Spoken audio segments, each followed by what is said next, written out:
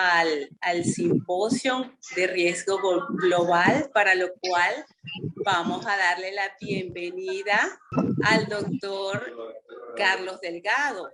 El doctor Carlos Delgado es médico, internista y cardiólogo.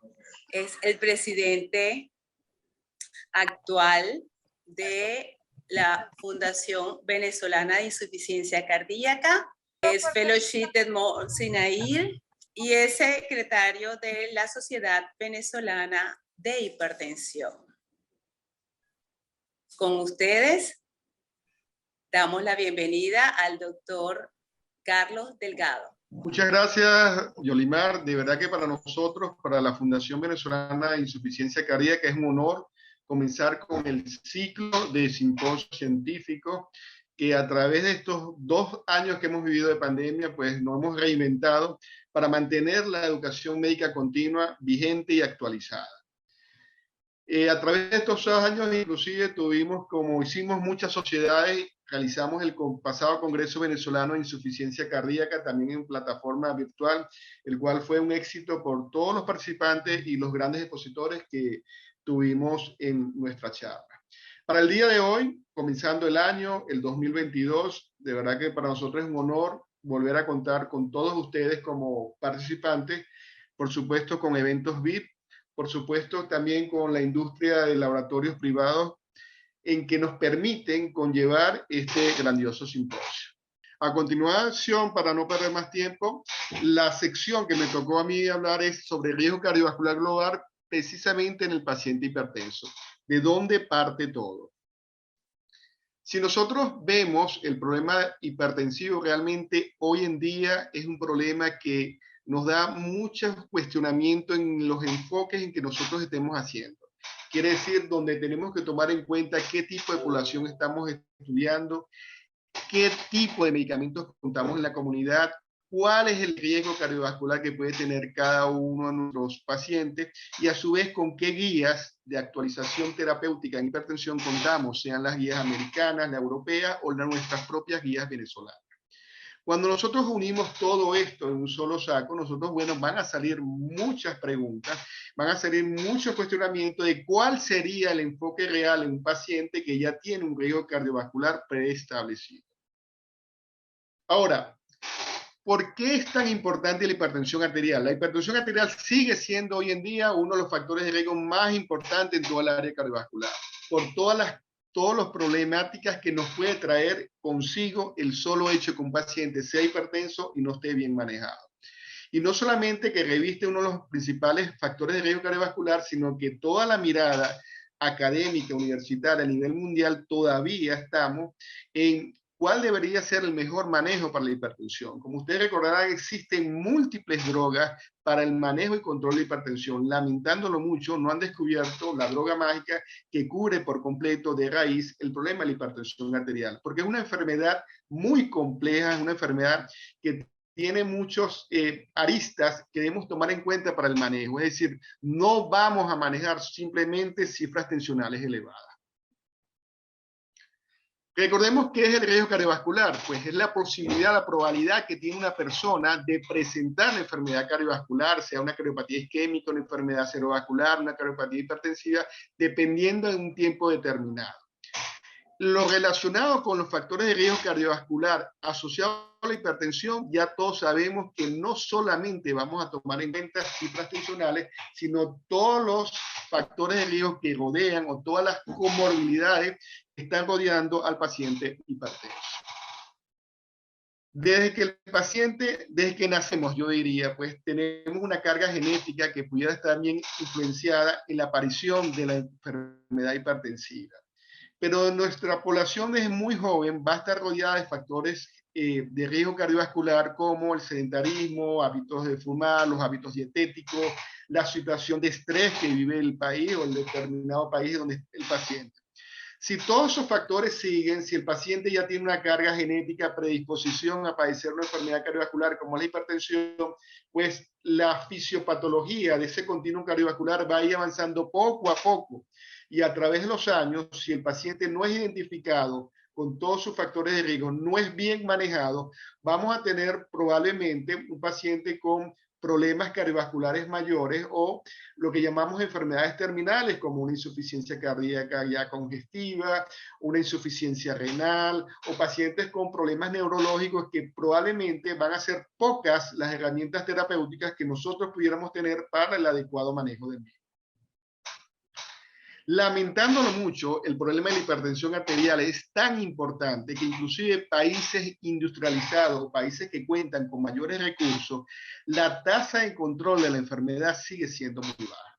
Esto nos debe llamar la atención porque debemos saber que no es nada más dar un medicamento para bajar la tensión, sino que en algo estamos fallando y precisamente es porque no estamos catalogando bien al paciente en qué riesgo cardiovascular estamos para ser más objetivos o ser más individualizado en el tratamiento que nosotros pudiéramos indicar a nuestros pacientes.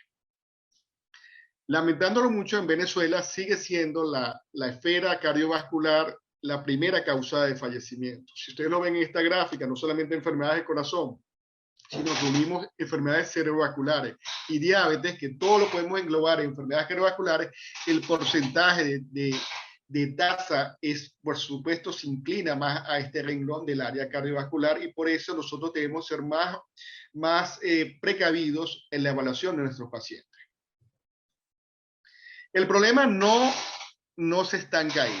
Si vemos este sondeo a nivel latinoamericano, pues podemos ver que Venezuela tiene una prevalencia bastante alta, alrededor del 32%, y que los casos apenas conocidos son del 47%.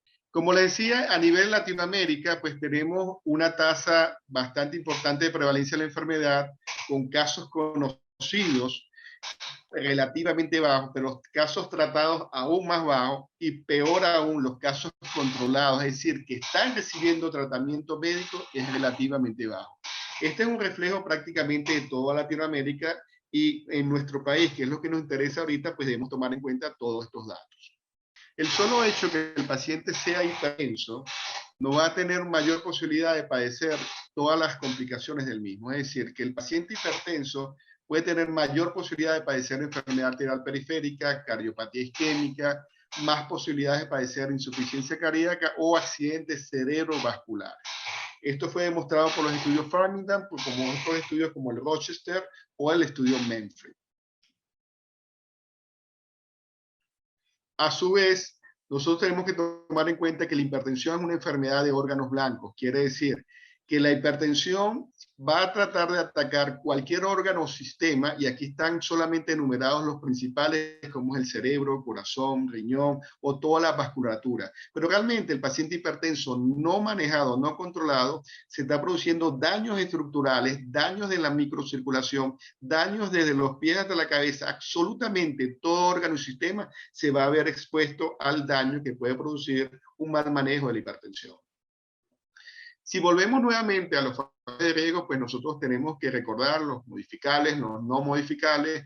Entre ellos, entre los no modificables, vamos a tener en cuenta que tenemos, pues, podemos incidir, por supuesto, en lo que es pacientes, en los hábitos dietéticos, en el sedentarismo, en las enfermedades ya preexistentes como diabetes, como enfermedades del sistema renal o cualquier otra comodidad que está afectando propiamente al paciente con hipertensión arterial. Nosotros debemos plantearnos si realmente estamos manejando bien el paciente con hipertensión que ya tiene un riesgo cardiovascular establecido. Debemos abordar el problema en una forma un poco más global y un poco más individualizado dependiendo de cada paciente, porque de ello va a condirir qué terapia nosotros pudiéramos escoger en cada uno de nuestros pacientes. Desde que nacemos, como le dijimos, tenemos una carga genética para enfermedades cardiovasculares, no solamente cardiovascular, de cualquier otro tipo, pero a través de la vida nosotros podemos ir adquiriendo factores de riesgo cardiovasculares, como le dije, pues los trastornos dislipidémicos, trastornos metabólicos, el sedentarismo, enfermedades no controladas como la hipertensión, y todo eso va causando cambios estructurales y funcionales en todo el sistema cardiovascular. Si el problema continúa, si el médico, el paciente no somos precavidos y manejamos bien la enfermedad, por supuesto, los daños estructurales van causando problemas más agudos, como en la área cardiovascular, un paciente con insuficiencia cardíaca, con un paciente con infarto al miocardio. Eso va a ser a través de los años, llegando inclusive pacientes con daño renal como la insuficiencia renal. Lo importante es que nosotros debemos ser, el objetivo principal es tratar de disminuir la progresión de la enfermedad, interrumpir la enfermedad vascular y que ésta no siga avanzando para determinar que todas esas alteraciones que se pueden estar causando a nivel estructural y vascular no produzcan cambios más graves en el paciente. No nos debemos olvidar los cambios del estilo de vida, tratamientos de los factores de riesgo asociados que pudiera tener el paciente, para así nosotros tratar todos los elementos que están produciendo en ese momento en el paciente y, por supuesto, procurar la sobrevida de nuestros pacientes a largo plazo y no tener un paciente ya con enfermedad terminal, que son pocas las alternativas que vamos a hacer. La Sociedad Venezolana de Hipertensión hace mucho énfasis, por supuesto, en los cambios del estilo de vida, hace énfasis en qué terapéutica nosotros debemos llevar, con cuáles terapéuticas contamos en el país, cuál es la combinación que nosotros pudiéramos hacer en cada uno de ellos. No debemos olvidar que la hipertensión se ve afectada positivo o negativamente por muchos factores. Aquí solamente le menciono algunos. Los efectos de la hipertensión como tal, el solo hecho de que el paciente tenga una hipertensión, una presión arterial por encima de 115, 75 mililitros de mercurio en forma lineal, por cada 20 mililitros vamos a aumentar más el riesgo de fallecer por enfermedad cardiovascular. Es decir, que cada milímetro de mercurio que nosotros pudiéramos controlar en nuestro paciente con medidas terapéuticas y cambios del estilo de vida va a favorecer a nuestros pacientes. No podemos olvidar medidas tan sencillas como el solo hecho de perder peso nos va a ayudar a controlar mejor la hipertensión arterial en cada uno de nuestros pacientes. Si nosotros instalamos la educación continua, tratar que nuestros pacientes pierdan todo lo que se llama una cintura abdominal aumentada, que se está viendo mucho en estos tiempos, pacientes mal alimentados, no están haciendo ejercicio, el tema de la pandemia nos ha conllevado a tener un paciente sedentario, comiendo lo que tengamos a la mano, y pues todos los trastornos lipídicos, metabólicos o obesidad vamos a tener inherentes a este paciente. También la actividad física, como le dije también, está demostrado en todos los libros de cardiología. El paciente que hace ejercicio cardiovascular se ha demostrado que va a afectar el perfil de presión arterial en forma positiva a nuestro paciente. Estamos en pandemia, nos tenemos que cuidar, sí, pero podemos instruir a nuestros pacientes que hagan algo de ejercicio cardiovascular que nos pudiera ayudar a mejorar su perfil de riesgo. Tabaquismo, no podemos olvidar esto. Lamentándonos mucho, gran parte de la población sigue fumando. El efecto tabáquico pues va a aumentar el riesgo cardiovascular en nuestro paciente, y no solamente el riesgo cardiovascular, sino de todo lo inherente a la parte oncológica, neurológica, renal. Es decir, el tabaco debería ser una consigna que debemos tratar de que suprimir el tabaco de nuestros pacientes. La terapia antihipertensiva, a través de múltiples metaanálisis, ha demostrado que el solo hecho que tengamos terapia controlada de nuestra presión arterial va a disminuir los índices de insuficiencia cardíaca, va a disminuir las enfermedades cardiovasculares, muertes vasculares, es decir, todo lo inherente al fallecimiento, la progresión crónica de la enfermedad, que estemos instalando terapia antihipertensiva va a mejorar, por supuesto, nuestros pacientes su perfil de clínico cardiovascular. ¿Con qué terapéuticas contamos? Contamos con muchas terapéuticas, las principales que tenemos, pues por supuesto están los IECAs, los BRA, tenemos los beta bloqueantes, los diuréticos, los calcio-antagonistas, los bloqueadores de los canales de calcio. Todos ellos tienen una función determinada en nuestro paciente, y como pueden ver en esta gráfica del 2018 de la Sociedad Europea de Hipertensión, dependiendo de qué problema clínico tenga o la combinación de problemas clínicos que tenga cada uno de nuestros pacientes, nosotros deberíamos orientarnos cuáles son los beneficios de cada una de estas drogas que pudiéramos tener en cada uno de los pacientes. Como pueden ver en ambas gráficas, para no perder tiempo, lo que más se repite es los IECA y los BRA, es decir, que son unas drogas que son altamente utilizadas en la actualidad y que tienen beneficios no solamente de bajar cifras tensionales, sino que ayudan a proteger todo lo que es el endotelio cardiovascular y conllevan, por supuesto, a aumentar la sobrevida de nuestros pacientes. Siempre surge la pregunta, entonces, ¿cuál es mejor, un IECA o un ARA2? Pues muchos estudios respaldan o concluyen básicamente que prácticamente la eficacia entre un IECA y un ARA2 en enfermedad hipertensiva es más o menos igual. Se pudiera diferenciar ambos grupos, sobre todo en los efectos adversos que tuvieran alguna de las drogas. Y si efectos adversos tenemos, por supuesto, los IECA pudieran tener más efectos adversos en relación a los ARA2 y por ello ser mejor tolerados. Y al ser mejor tolerados, se supone que vamos a mejorar el perfil de riesgo cardiovascular porque vamos a evitar el abandono del tratamiento del paciente cardiovascular y por ende asegurar un mejor control de la enfermedad hipertensiva. No podemos olvidar otro grupo, vuelvo y repito, hay muchos grupos terapéuticos, pero los betabloqueantes siempre es bueno recordarlos, porque hoy en día la misma frecuencia cardíaca elevada ya tiene por sí un factor de riesgo importante a nivel cardiovascular. ¿Y cuál es la droga ideal para controlar frecuencia cardíaca? Pues están los betabloqueantes. Los betabloqueantes muchas cualidades terapéuticas como antiarrítmico, antioxidante, antiproliferativo, antiprostótico. Tiene N cantidad de usos que lamentándolo mucho, muchas veces nos vemos como que sesgados a no usarlos, a usarlos, por todas las controversias que hay en el grupo de los betabloqueantes, pero debemos recordar, como fue publicado en Hypertension, que hoy en día se sabe que la frecuencia cardíaca elevada es precursor de hipertensión, diabetes y obesidad, y que por sí solo la frecuencia cardíaca es un factor de riesgo cardiovascular en la población en forma general. Quiere decir que si nosotros no estamos controlando frecuencia cardíaca en un paciente determinado, probablemente ese paciente se va a seguir complicando, el continuum cardiovascular va a seguir avanzando y no vamos a tener los objetivos que nosotros queremos conseguir. Para finalizar, tenemos entonces la hipertensión y la reducción del riesgo cardiovascular. ¿Cómo entra la terapia combinada? ¿Cuáles pacientes son los que se van a beneficiar o no con el uso de los mismos? Debemos recordar que el continuum cardiovascular, como se le dije anteriormente, tenemos que tomar en cuenta todo, si el paciente es hipertenso, si tiene alguna otra comorbilidad como diabetes, dislipidemia o tiene alguna enfermedad ya preestablecida como un infarto al miocardio, porque todo ello se va a conllevar o se va a unir en que vamos a producir un paciente de riesgo cardiovascular y a través de los años va avanzando, causando daños estructurales que nos puede llevar a un paciente con insuficiencia cardíaca y que por ende al final, si no está bien tratado y no tenemos los elementos propios para tratarlo, el paciente pudiera fallecer. Claro, esta es una gráfica muy resumida, pero es como para ponerlo en el enfoque que muchas veces el problema está partiendo de factores de riesgo que tenga el paciente, sobre todo hipertensión arterial, que no esté bien controlada.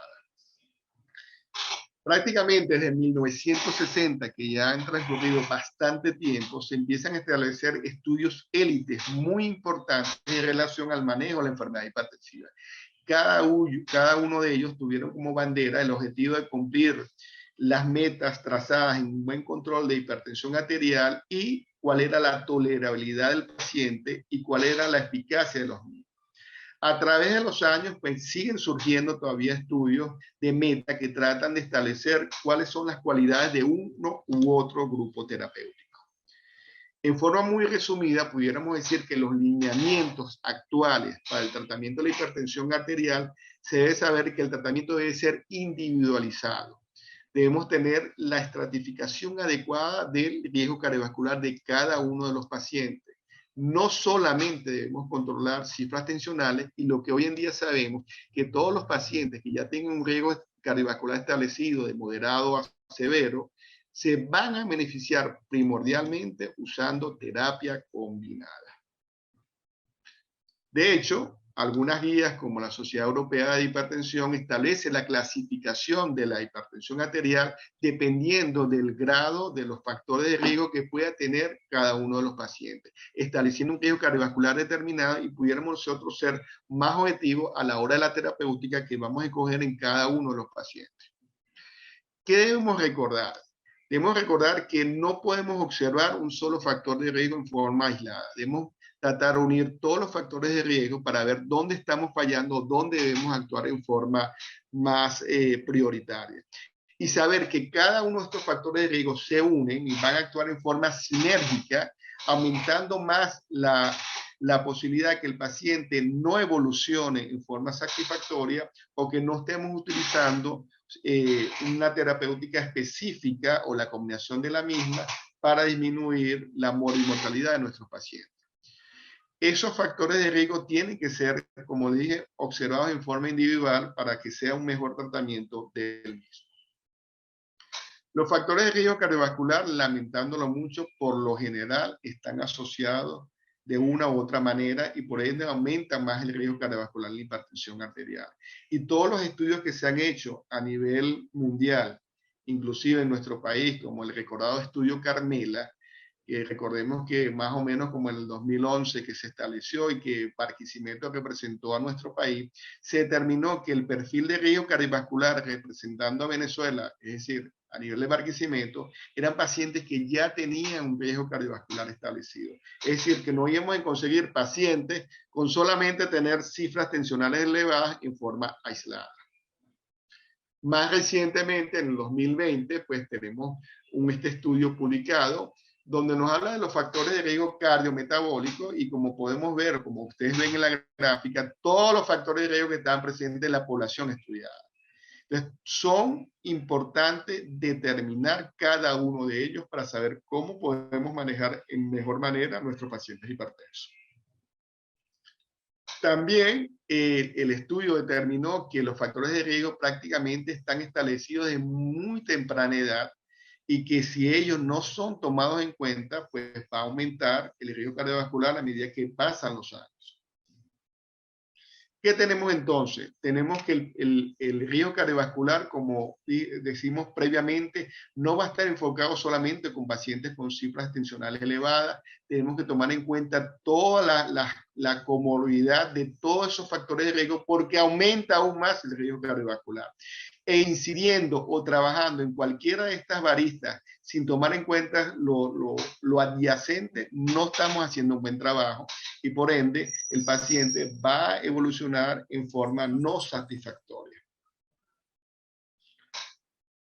Todos los estudios, no de ahorita, desde décadas atrás, han demostrado, estudios importantes de renombre internacional en nivel cardiovascular, han demostrado que los pacientes para conseguir la meta van a requerir por lo menos más de una molécula, es decir, de 2 a 3 moléculas han demostrado que para conseguir meta, mejorar el perfil de riesgo cardiovascular, se tiene que utilizar la combinación de 2 o 3 agentes terapéuticos desde el punto de vista cardiovascular.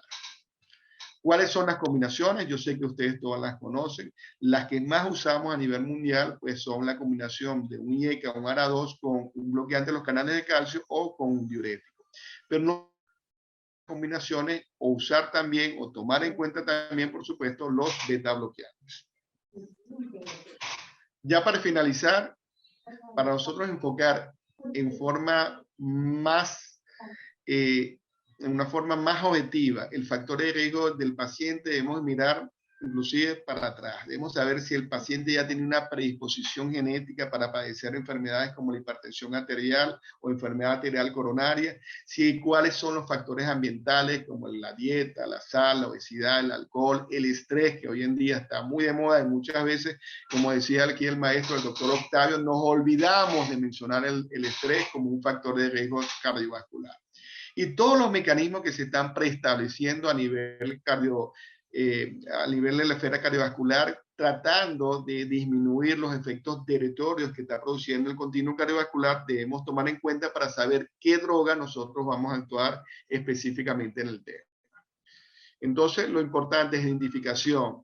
En qué nivel de riesgo está el paciente, qué factores de riesgo tiene el paciente cardiovascular y nosotros la primicia debería ser una intervención temprana para prevenir la progresión de la enfermedad. Triste es que estamos abordando pacientes ya con riesgo cardiovascular establecido, pero ya en estadios terminales de enfermedad y por ende no son pocos lo que vamos a poder hacer para mejorar la sobrevida de estos pacientes. Bueno, muchas gracias por la atención y les cedo el pase a los coordinadores. Me toca a mí en este momento presentar al doctor y a mi amigo, el doctor Igor Mor, quien ha sido presidente y actualmente es expresidente de la Sociedad Venezolana del Corazón, expresidente de la Sociedad Venezolana de Hipertensión, de la cual es su secretario de organización en este momento. Es el presidente del capítulo de cardiología geriátrica de la Sociedad Venezolana de Hipertensión, aparte de ser profesor agregado de la Universidad de Carabobo. Es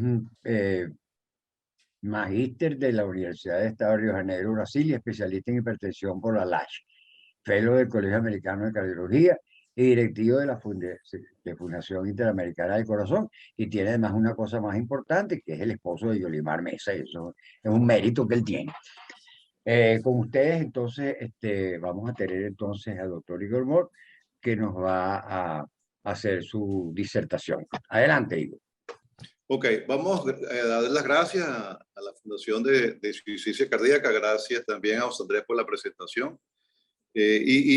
Hablando de ese comentario que hace José Andrés en relación a la relación entre la hipertensión y la insuficiencia cardíaca a través de sus sociedades, les diré que la principal causa de insuficiencia cardíaca en el mundo occidental es la hipertensión arterial. O sea que no es nada raro que las dos sociedades estén juntas, ¿no? Bien, voy a hablarles de un tema que tiene que ver que en la práctica diaria, en la práctica clínica de todos nosotros nos encontramos. Tenemos pacientes con dislipidemia, con dosis máxima de estatina, y no podemos llegar a las metas. Y son pacientes que tienen un problema de arteriosclerosis en cualquiera de sus manifestaciones, llámese ya infarto, llámese ictus, llámese patología arterial periférica, en fin. Y vamos a tocar ese tema en este momento. Pacientes con altas dosis de estatina que tienen una enfermedad cardiovascular arteriosclerótica establecida y no conseguimos las metas. Entonces, fíjense que estamos hablando en este caso en la reducción de riesgo residual en dislipidemia, pacientes no controlados. La definición es el siguiente, que el uso de la estatina produce una reducción significativa de riesgos, no hay ninguna duda, de riesgos cardiovasculares. Como ven ustedes en el cuadro de la derecha en azul, todos los estudios de la década de los 90 y la primera parte del 2000 indican que existe una reducción de riesgo. Pero si ustedes ven en la columna derecha, ven que existe un riesgo residual. ¿Qué quiere decir ese riesgo residual? A pesar de que el paciente esté tomando estatina en su full dosis, el riesgo permanece, que va desde el 70% con la simvastatina hasta el 44% con la rosuvastatina. Y esto debido a que se ha demostrado que para tú reducir el riesgo cardiovascular tienes que bajar las LDL por debajo de 55 en caso de pacientes con enfermedad manifiesta, infarto ACV o enfermedad arterial periférica, o por debajo de 75 en personas con alto riesgo cardiovascular asintomática, pero que todavía hay que bajársela por debajo de 75. ¿Qué hacemos con esta situación? Fíjense, para esclarecer esto, vamos a hablar un poquito de lo que dicen las guías. Y le voy a mostrar la guía europea del año 2021 en relación a la prevención cardiovascular, en este caso en su segmento de dislipidemia. Y dice así, que en los pacientes con enfermedad cardiovascular establecida, debemos bajar el LDL por debajo de 55 miligramos por decilitro, o por lo menos un 50% de reducción en el nivel basal. Indicación tipo 1. En pacientes menores de 70 años, aparentemente saludables, pero con alto riesgo cardiovascular, también el nivel de reducción es 55.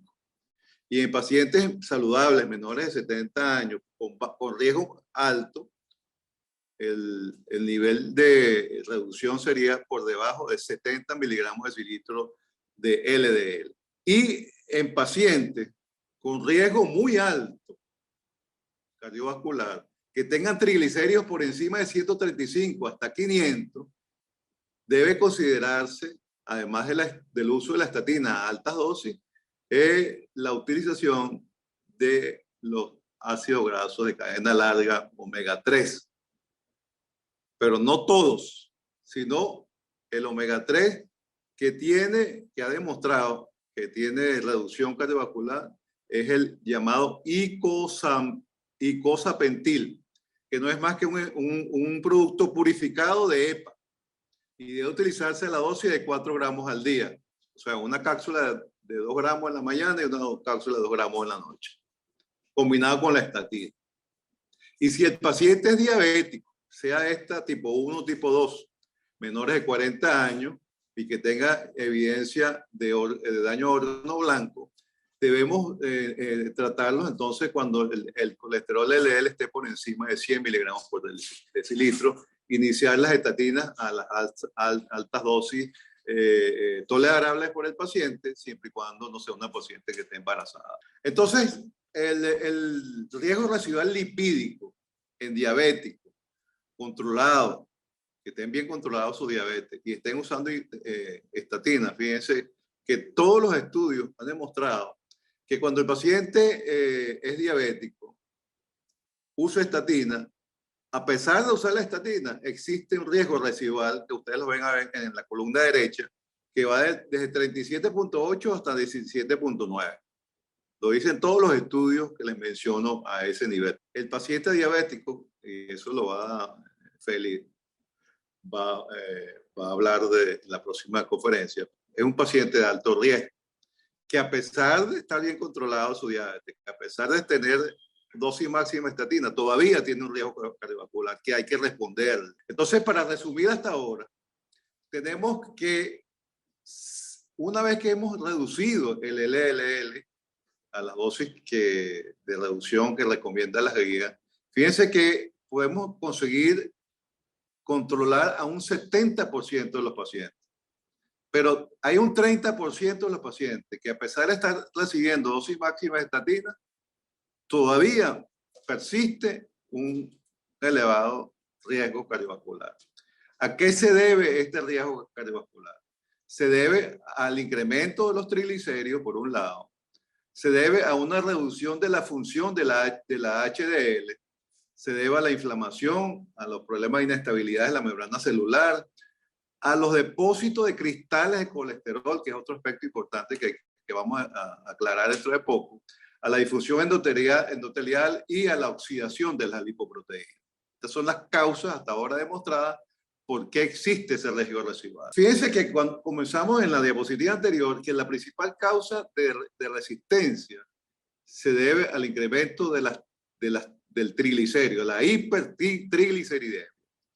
Actualmente, tenemos dos estudios que salieron en el año 2020 y en el 2021, que fueron el STRENGTH y el REDUCE-IT, que son los dos últimos que están en este panel de diapositivas. Y hay un estudio en curso utilizando un nuevo fibrato que se llama el permafibrato, que lo estamos esperando. Y todos estos estudios se indicaron con un nivel de triglicéridos igual o mayor a 200, en el caso del Promine hasta 499. En el caso del STRENGTH, que utilizó una combinación de DHA y EPA, el nivel de ingreso fueron 180 hasta 500. Y en caso del REDUCE-IT, que utilizó un compuesto refinado o purificado del EPA, se incluyeron los pacientes con triglicéridos de 150 a menores de 500. Si ustedes ven el resultado de estos estudios, el primero está en curso, no lo sabemos todavía. El segundo, que fue el STRENGTH, que utilizó una mezcla de DHA y EPA, no purificada, no hubo diferencia con placebo. En cambio, el REDUCE-IT, que utilizó un EPA purificado a dosis de 4 gramos por día, fíjese que hubo una diferencia estadísticamente significativa. A comienzos de prácticamente de la segunda década de este año, ya en Japón había encontrado beneficios de utilizar este producto purificado de EPA a una dosis de 4 gramos al día. Ahí le estoy presentando el estudio YELIS, que lo vemos en 3 cuadros, en población total, en población de prevención primaria y en población de prevención secundaria. Fíjense que en los 3, utilizar 4 gramos diarios de este compuesto purificado de EPA dio reducción de eventos, inclusive utilizando dosis altas de estatina.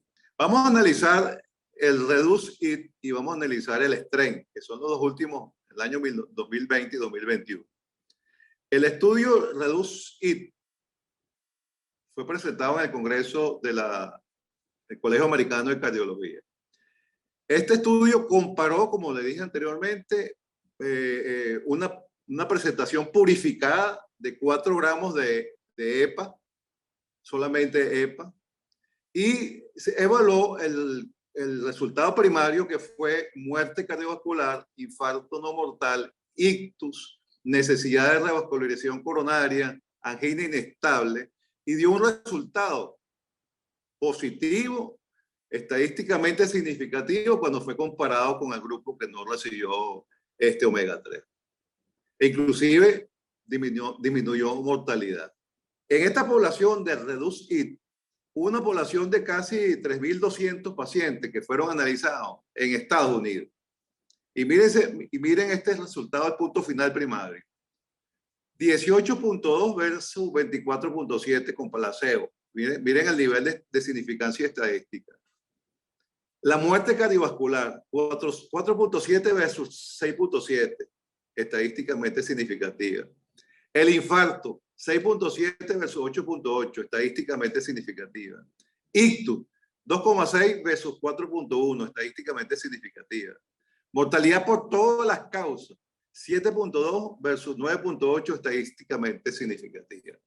O sea que en la población de los Estados Unidos, esto fue un estudio sumamente importante. Fíjense que en esta diapositiva resumimos los puntos primarios y secundarios de este estudio, del estudio REDUCE-IT, comparados con placebo. Fíjense que en ambos puntos primarios como secundarios, el efecto de reducción de de estos dos puntos primarios y secundarios fue netamente positivo. Cuando analizamos los subgrupos y para ver en qué subgrupo había diferencias en cuanto a la utilización de este ácido graso, fíjense, cuando los pacientes tenían niveles de triglicéridos mayores de 150, tanto los pacientes con triglicéridos menos 150 fue beneficioso. En pacientes que tenían triglicéridos por encima de 200 y con un HDL por debajo de 35, fue beneficioso en ambos grupos. En pacientes que utilizaban alta dosis de estatina y moderada dosis de estatina también fue beneficioso. No fue beneficioso cuando el paciente no tomaba dosis altas o moderadas de estatina. Y en pacientes que tenían los niveles del LDL, pues, independientemente del nivel de LDL a la cual se llegó, de menos de 67 hasta 34 y más de 84, fíjense que prácticamente el efecto fue benéfico también. Y en la siguiente, aquí vemos todas las curvas de puntos finales primarios, de punto final secundario compuesto, de muerte cardiovascular y mortalidad total. Fíjense que en todas las curvas hubo una reducción netamente y estadísticamente significativa con la utilización de este producto de EPA purificado. Cuando los investigadores quisieron explicar el porqué de estos resultados, ellos elaboraron esta teoría. Y cuando lo compararon con estudios que combinaban EPA y DHA, ellos se dieron cuenta que había diferencia en los ácidos grasos.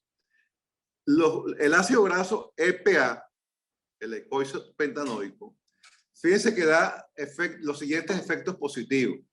Preserva la estructura de la membrana, mejora la distribución del colesterol, inhibe la formación de los cristales de colesterol, tiene efectos antiinflamatorios potentes y tiene efectos vasodilatadores.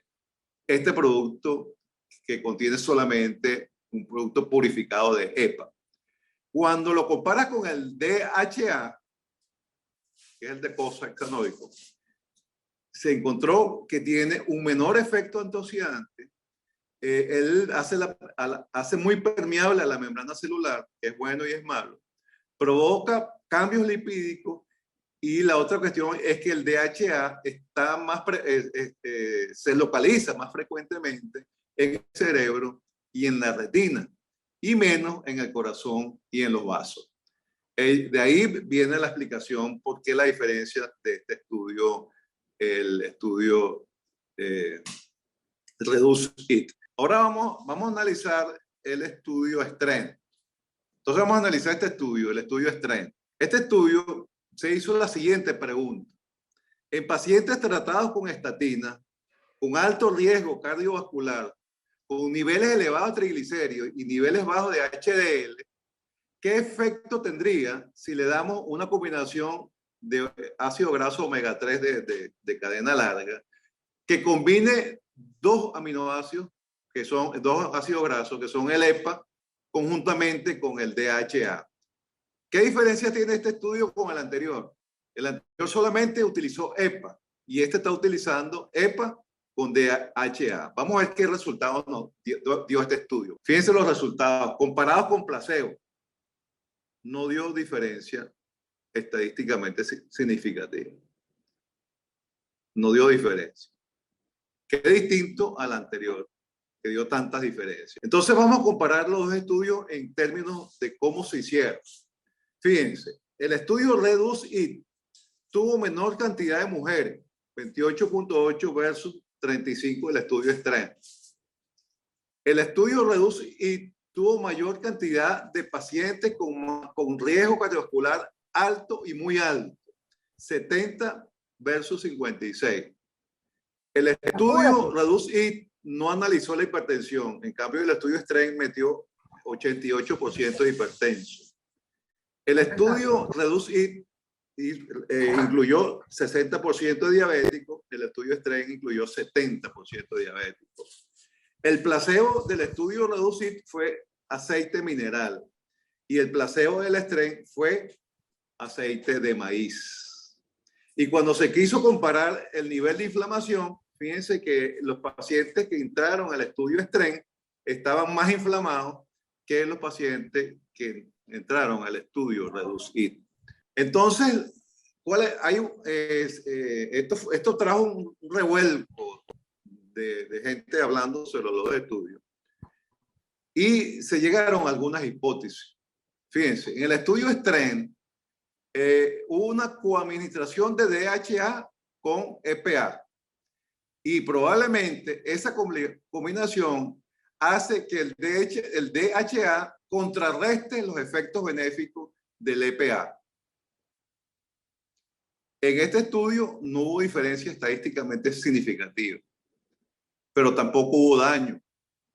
Y lamentablemente los análisis de este estudio fueron hechos con un análisis post-hoc, que esto le produce una fuerte limitación porque estos estudios post-hoc son estudios que se hacen después que se hizo el protocolo inicial y no fueron contemplados en el protocolo inicial. Pero sin embargo, ahí están los resultados. En relación al estudio REDUCE-IT, solamente utilizó un producto purificado de EPA y consiguió una reducción importante de 25% cuando se comparó con el placebo, pero utilizó aceite mineral y no aceite de maíz como placebo. Muchos dijeron que fue esa diferencia entre uno y otro. Y inclusive muchos trataron de quitarle la importancia a los resultados de REDUCE-IT, que hubo que llamar a la FDA para que la FDA tomara cartas en el asunto. Y la FDA hizo estudios en relación a comparando estos dos ácidos, estos dos aceites, mineral versus oliva, y llegó a la conclusión que no hay diferencias entre uno y otro, que por lo tanto los efectos benéficos del estudio REDUCE-IT no pueden ser responsabilizados por el uso del aceite mineral. Entonces eso cayó por tierra, pues la teoría de que la diferencia se debía a la utilización de un aceite mineral. Todo esto entonces hizo cambiar las guías, tanto de lípidos de la Europea de Cardiología como de la ADA.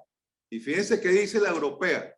Dice que en pacientes con alto riesgo cardiovascular, que tengan niveles de triglicéridos entre 135 y 499, se recomienda la utilización de un ácido graso de cadena larga, como es el licosapen,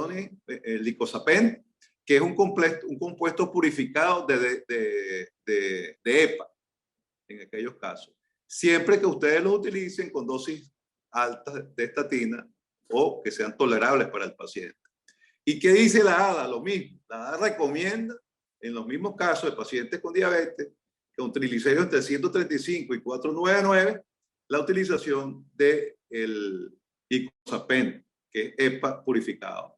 Y dice, no debe ser extrapolado con otros productos de omega 3. O sea que estos datos son solamente válidos cuando se utiliza el icosapent, no para los otros. ¿Qué otras alternativas tenemos? Aparte del omega 3 para bajar el riesgo cardiovascular. Entonces nos quedan dos alternativas. Una, que es el uso del ezetimibe en estos pacientes que tienen todavía riesgo cardiovascular y que usan altas dosis de estatina, o utilizar el alirocumab, que es un producto que inhibe el CPK9, que debe ser utilizado por vía intramuscular parenteral con una dosis única de 300 miligramos una vez al mes. Fíjense las dos curvas, los dos grupos de pacientes tratados con estatina y los pacientes no tratados con estatina. La reducción fue 65% de riesgo cuando ustedes utilizan el alirocumab y estatina conjuntamente, y 55% de reducción, no está malo, en aquellos pacientes que no toleraban la estatina y se añadió este medicamento. Y recientemente, y a mí me gusta mucho esta guía de Canadá, de la guía de dislipidemia, y se la recomiendo. En relación a los pacientes con enfermedad cardiovascular aterosclerótica establecida, que estén recibiendo dosis máxima de estatina, los dividió en dos grupos. Un grupo dependiendo de los niveles de LDL y dependiendo de los niveles de triglicéridos. En el primer grupo, que está en rosadito, son aquellos pacientes que tienen triglicéridos normales, pero tienen LDL que lo dividen en dos subgrupos, un LDL de 162 a 198. A este grupo les recomiendo comenzar ezetimibe con estatina, y si no logran alcanzar las metas, añadir este inhibidor del PCSK9, que es el alirocumab. Y aquellos pacientes que tienen un LDL más alto todavía, por encima de 198, de una vez comenzar con el inhibidor del PCSK9, una dosis mensual de 300 miligramos, y si no responde, añadir el ezetimibe para llegar a la meta. Y en aquel grupo de pacientes que tienen triglicéridos elevados, por encima fíjense los valores que recomienda, por encima de 135 hasta 499, con dosis altas de estatina, añadir el icosapent a la dosis de 4 gramos al día, o sea, 2000 miligramos 2 veces al día.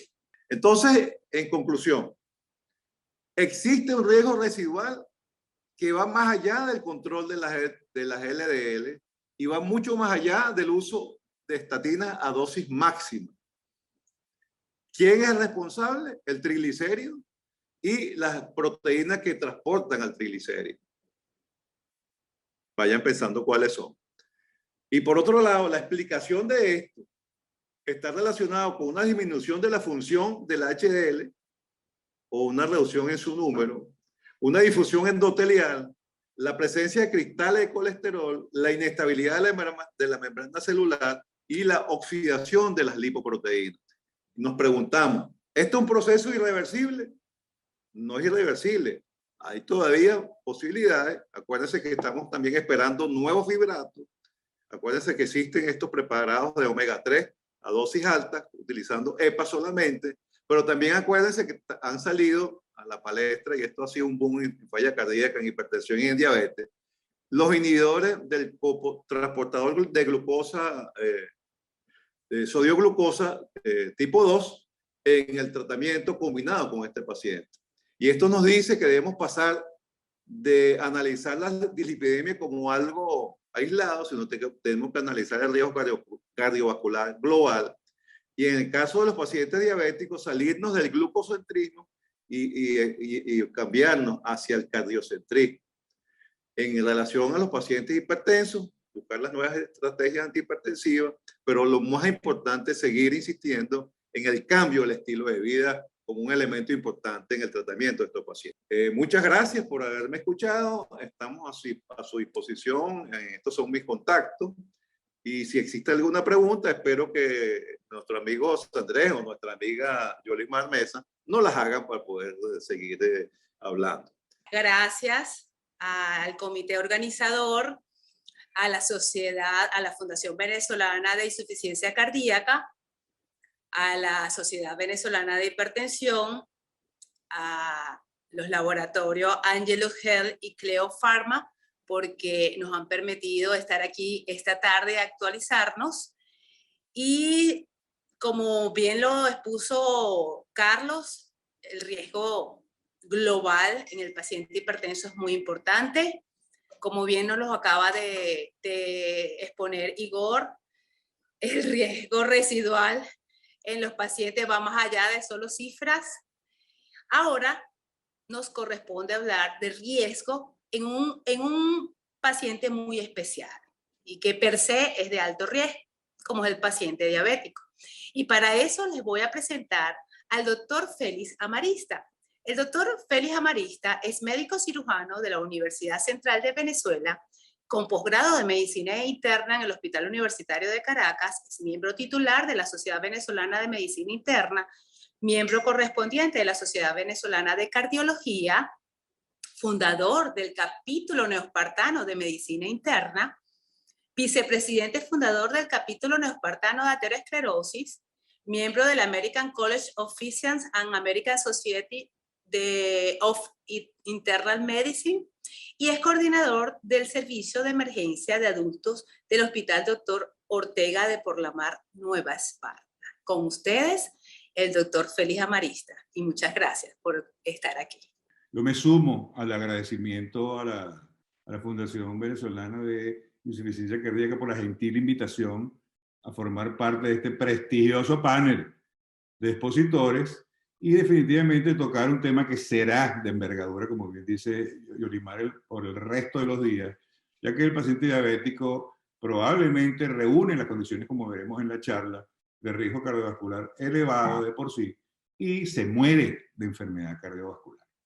Por lo tanto, traje esta definición que me parece de suma importancia. Entonces, esta definición de la ADA, que me parece extraordinaria, es que define la diabetes como un grupo de enfermedades metabólicas, repito, grupo de enfermedades metabólicas que se caracterizan por hiperglicemia, resultante de efecto de la secreción y de acción de la insulina. Pero probablemente lo que quiero que graben de esta lámina, que es de suma importancia, es que la hiperglicemia es tóxica, señores. La hiperglicemia crónica de la diabetes se asocia con una microangiopatía inicialmente permanente, especialmente lesionando retina, riñones y enfermedades neurológicas. Es así como cuando uno habla de diabetes mellitus, está hablando no solamente de hiperglicemia ni de resistencia a la insulina, sino, como bien comentó Igor también, trastornos de los ácidos grasos libres que llevan una suerte de estrés oxidativo aumentado, activación de proteína quinasa C aumentada, activación de los productos finales de esta explicación, que definitivamente converge en tres lesiones en órganos y sistemas que son de suma importancia, como es vasoconstricción, inflamación y trombosis, cuyos mediadores son lo hemos dictaminado perfectamente bien y, repito, altamente lesivos para el organismo.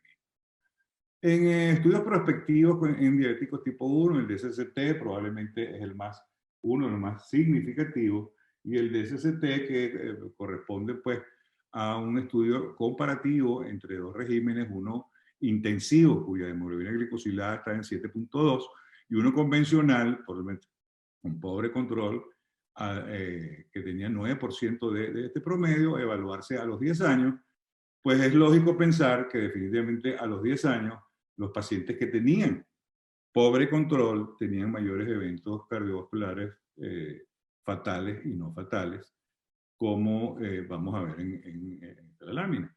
Sin embargo, el estudio de DIC, estudio epidemiológico subsiguiente al DSST, reúne a los pacientes con pobre control y los hace mantener un régimen intensivo, parecido pues al que inicialmente tenían los del DSST.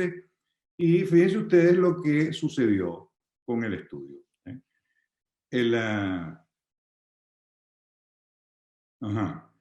Fíjense que la línea en los pacientes con tratamiento intensivo mantuvo prácticamente una curva lineal después de los 10 años. Recuerden que el EDIC, que fue continuación del SST, se evalúa a los 17 años, y fíjense pues cómo los pacientes que tenían un pobre control, a diferencia de los del intensivo, pese a tener un control intensivo durante los próximos 17 años, las curvas comienzan a separarse en forma considerable, haciéndose prácticamente impresionantemente separables, ¿ok?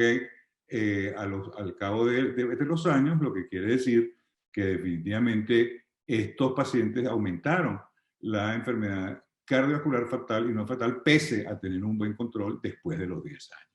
¿Qué quiere decir esto, señores?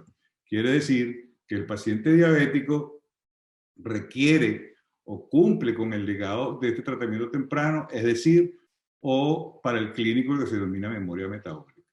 La importancia que tiene el tratamiento, entonces, de este paciente diabético desde etapa temprana, desde el diagnóstico, es fundamental. No podemos esperar definitivamente 10 años a que esto se verifique. Recuerden que el DCCT fue hecho y el EDIC con diabéticos tipo 1, pero en recientes publicaciones, esta del 2015, vemos que en pacientes tipo 2, diabéticos tipo 2, pues obviamente también se ve el mismo problema, ¿sí? Es decir, un pobre control glicémico en estos pacientes incrementa significativamente el riesgo para infarto del miocardio, insuficiencia cardíaca, accidente cerebrovascular y enfermedad compuesta cardiovascular mixta, ¿sí? Estamos claros pues en esta referencia que a partir de la sexta década de la vida, entre los 65 y los 74 años, se hace exponencial prácticamente la frecuencia de insuficiencia cardíaca, vista en rojo. Pero en pacientes diabéticos particularmente es mayor, como lo vemos aquí. Quiere decir que el cuidado no solamente tiene que ser desde el punto de vista metabólico, sino que por alguna razón la afección cardiovascular en pacientes diabéticos también es mayor. Y eso es lo que vamos a tratar de demostrar en las siguientes láminas. Al igual que el hazard ratio o la razón de esta probabilidad de incremento de insuficiencia cardíaca directamente proporcional a los niveles de hemoglobina glicosilada es un hecho. Sin embargo, fíjense, a mayor aumento de mayor hemoglobina glicosilada, mayor es la proporción de pacientes con insuficiencia cardíaca. Sin embargo, no todo está perdido. Fíjense que por cada 16% de disminución de hemoglobina glicosida, hay 16% de disminución de frecuencia de insuficiencia cardíaca o de hazard ratio por cada 1% de reducción de hemoglobina glicosilada. O sea que vale la pena controlar al paciente diabético. No cabe ninguna duda que uno de los responsables, como veremos a continuación, de estos problemas metabólicos a nivel cardiovascular es por la mitocondria. Y es que cuando se expone a niveles tóxicos de esta glicemia elevada a cualquier tejido corporal, obviamente se incrementan los productos finales de esta glicación, pero no solamente eso, sino que aquellos inhibidores también se disminuyen y se afecta la matriz mitocondrial con afección de la cadena respiratoria, especialmente de las proteínas, cambios en el DNA mensajero, es decir, las proteínas respiratorias se alteran, se generan productos finales de esta glicación y por supuesto especies reactivas de oxígeno altamente lesivas para el organismo, que producen cambios epigenéticos, producen disfunción del endotelio, cambian el estrés de señalización vascular y de alguna manera pues son los responsables de los cambios que vamos a tener en las complicaciones con el paciente diabético. Desórdenes cardiovasculares, retinopatía, nefropatía, especialmente, como dije antes, problemas de microvasculatura. Así pues, el círculo vicioso de la memoria metabólica tiene que ver con alteración de la matriz mitocondrial y básicamente pues ante la exposición crónica de glicemia elevada. Esa es una de las condiciones.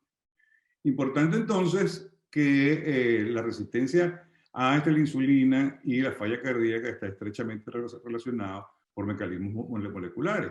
La resistencia a la insulina está asociada, señores, a disfunción diastólica, ya veremos por qué, especialmente en pacientes con síndrome cardiorrenal y diabetes mellitus tipo 2, es que la insulina, señores, es la hormona Nobel del organismo y su afección afecta la flexibilidad metabólica y, por supuesto, un elemento que es el recondicionamiento posisquémico en pacientes cardíacos, que obviamente pues eleva la mortalidad cardiovascular.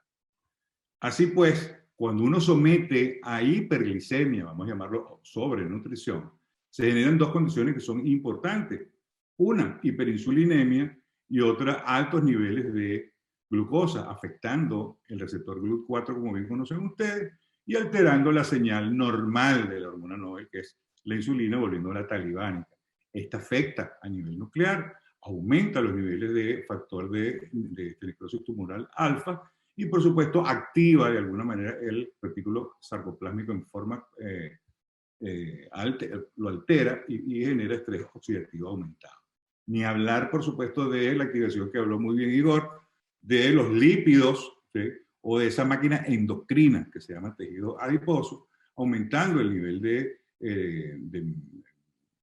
de ácidos grasos y de triglicéridos, y probablemente, como ya vimos, la afección mitocondrial que genera una inflexibilidad metabólica, pues recuerden pues que es la base de sustentación de la respiración celular.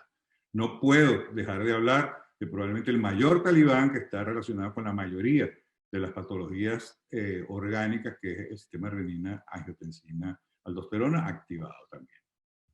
Así pues, es una suerte de glucotoxicidad, como acabamos de ver hasta ahora, y lipotoxicidad, como me comentó Igor, que obviamente cronifica las lesiones, especialmente a nivel cardiovascular, que es lo que nos interesa ver en esta charla, y que definitivamente pues, tiene su explicación muy bien detallada, especialmente en pacientes con resistencia a la insulina. Es decir, los factores de riesgo asociados pueden llevarnos pues, a incrementar la insulina, la glucosa, ácidos grasos libres, aminoácidos, citoquinas inflamatorias, etc. Y esto converge, que ya les dije, en dos entidades que son muy dañinas, que es la resistencia a la insulina y estrés oxidativo. Estos cuatro detalles son fundamentales porque hay compromiso del metabolismo del calcio, hay inflexibilidad metabólica, ese concepto es básico, aumenta la beta-oxidación grasa, aumenta los PIPAR alfa, y por supuesto, como ya vimos, la mitocondria es factor fundamental porque intervienen en productos finales de glicación y obviamente especies reactivas de oxígeno, y hay disfunción endotelial con disminución de la biodisponibilidad de óxido nítrico, aumento de la endotelina 1 y probablemente disminución de la angiogénesis en pacientes diabéticos, que es muchas veces la razón de la mortalidad elevada. Esto converge en cuatro condiciones que son fundamentales: disfunción diastólica con disfunción contráctil, disminución de la eficiencia cardíaca por problemas mitocondriales, por supuesto, disminución de la producción de ATP y apoptosis, y por supuesto, muerte de la célula miocárdica y fibrosis, ya veremos consecuencias. Esto nos lleva a insuficiencia cardíaca, señores, especialmente por disfunción diastólica. Grábenlo, disfunción diastólica. Esta lámina la pongo adrede porque fíjense ustedes que cuando uno habla de diabetes y enfermedad macrovascular, que dijimos que la microvascular es un hecho, pero aunque existe una relación lineal entre hiperglicemia y enfermedad cardiovascular, alcanzar el control glicémico se relaciona con disminución de las complicaciones microvasculares, pero no reduce las complicaciones macrovasculares. Ya veremos que depende más de los factores de riesgo cardiovascular a través de la charla que de otra cosa. Por eso es que es importante este simposio. Así pues, cuando hay déficit de insulina y se somete cualquier célula corporal al aumento de la glicemia, pues obviamente la glicólisis se ve comprometida y pues obviamente se derivan a otras rutas metabólicas como la ruta de los polioles, la ruta de la hexosamina y de la metilglicoxal, altamente lesiva para el organismo. Y por supuesto se afecta la entrada de este piruvato a nivel de la mitocondria, generando gradientes críticos de hidrogeniones, que ya vimos pues, cuáles son las consecuencias de productos digamos, de especies reactivas de oxígeno. Pero además, esos productos finales de glicación tienen receptores a nivel de la membrana que al estimularse, pues generan factor nuclear kappa beta, que son responsables de la transcripción de citoquinas inflamatorias, moléculas de adhesión y quimoquinas altamente lesivas para el organismo. Esta lámina la traigo pues, y le pongo desarrollo de nefropatía diabética, pero es aplicable a cualquier tejido corporal, inclusive al cardíaco, porque la hiperglicemia como tal es inductor de la expresión de angiotensina 2, y esta a su vez pues, estimula la producción de factor nuclear kappa beta, el cual es responsable de la transcripción nuclear de citoquinas vasoactivas como factor de transformación de crecimiento beta, interleuquinas inflamatorias altamente lesivas y factor de crecimiento endotelio. Muy importante entonces que además de esto, los receptores de renina a nivel vascular pues, son capaces de activar la señalización de la proteína quinasa activada por este mitógeno, y definitivamente ellos tienen dos rutas fundamentales que causan lesión a nivel orgánico. Una es aumento de la síntesis de DNA y la otra es aumento de los niveles de PAI-1. Cada uno tiene esta relación con fibrosis en el caso de aumento de los niveles de PAI-1 y aumento e hipertrofia en el caso de la síntesis de DNA. ¿Okay? Así pues, el impacto de la diabetes en la falla cardíaca y en el remodelado se debe, uno, a incremento en la demanda energética del miocardio, lipotoxicidad y glucotoxicidad, como vimos, alteraciones neurohormonales, reducción en la producción miocárdica energética por afección mitocondrial, disminución de la oferta energética, como vimos claramente, anormalidades de perfusión microvascular, disfunción endotelial, y todo esto converge, señores, en hipertrofia, fibrosis y disfunción cardíaca. Fíjense ustedes que es múltiple este mecanismo. Simplemente las siguientes láminas lo voy a pasar muy rápido porque es que esto lo traje, lo iba a editar, pero se me pasó. Es que simplemente la relación que hace el doctor De Fronzo con prediabetes y este corazón. Él habla de que, él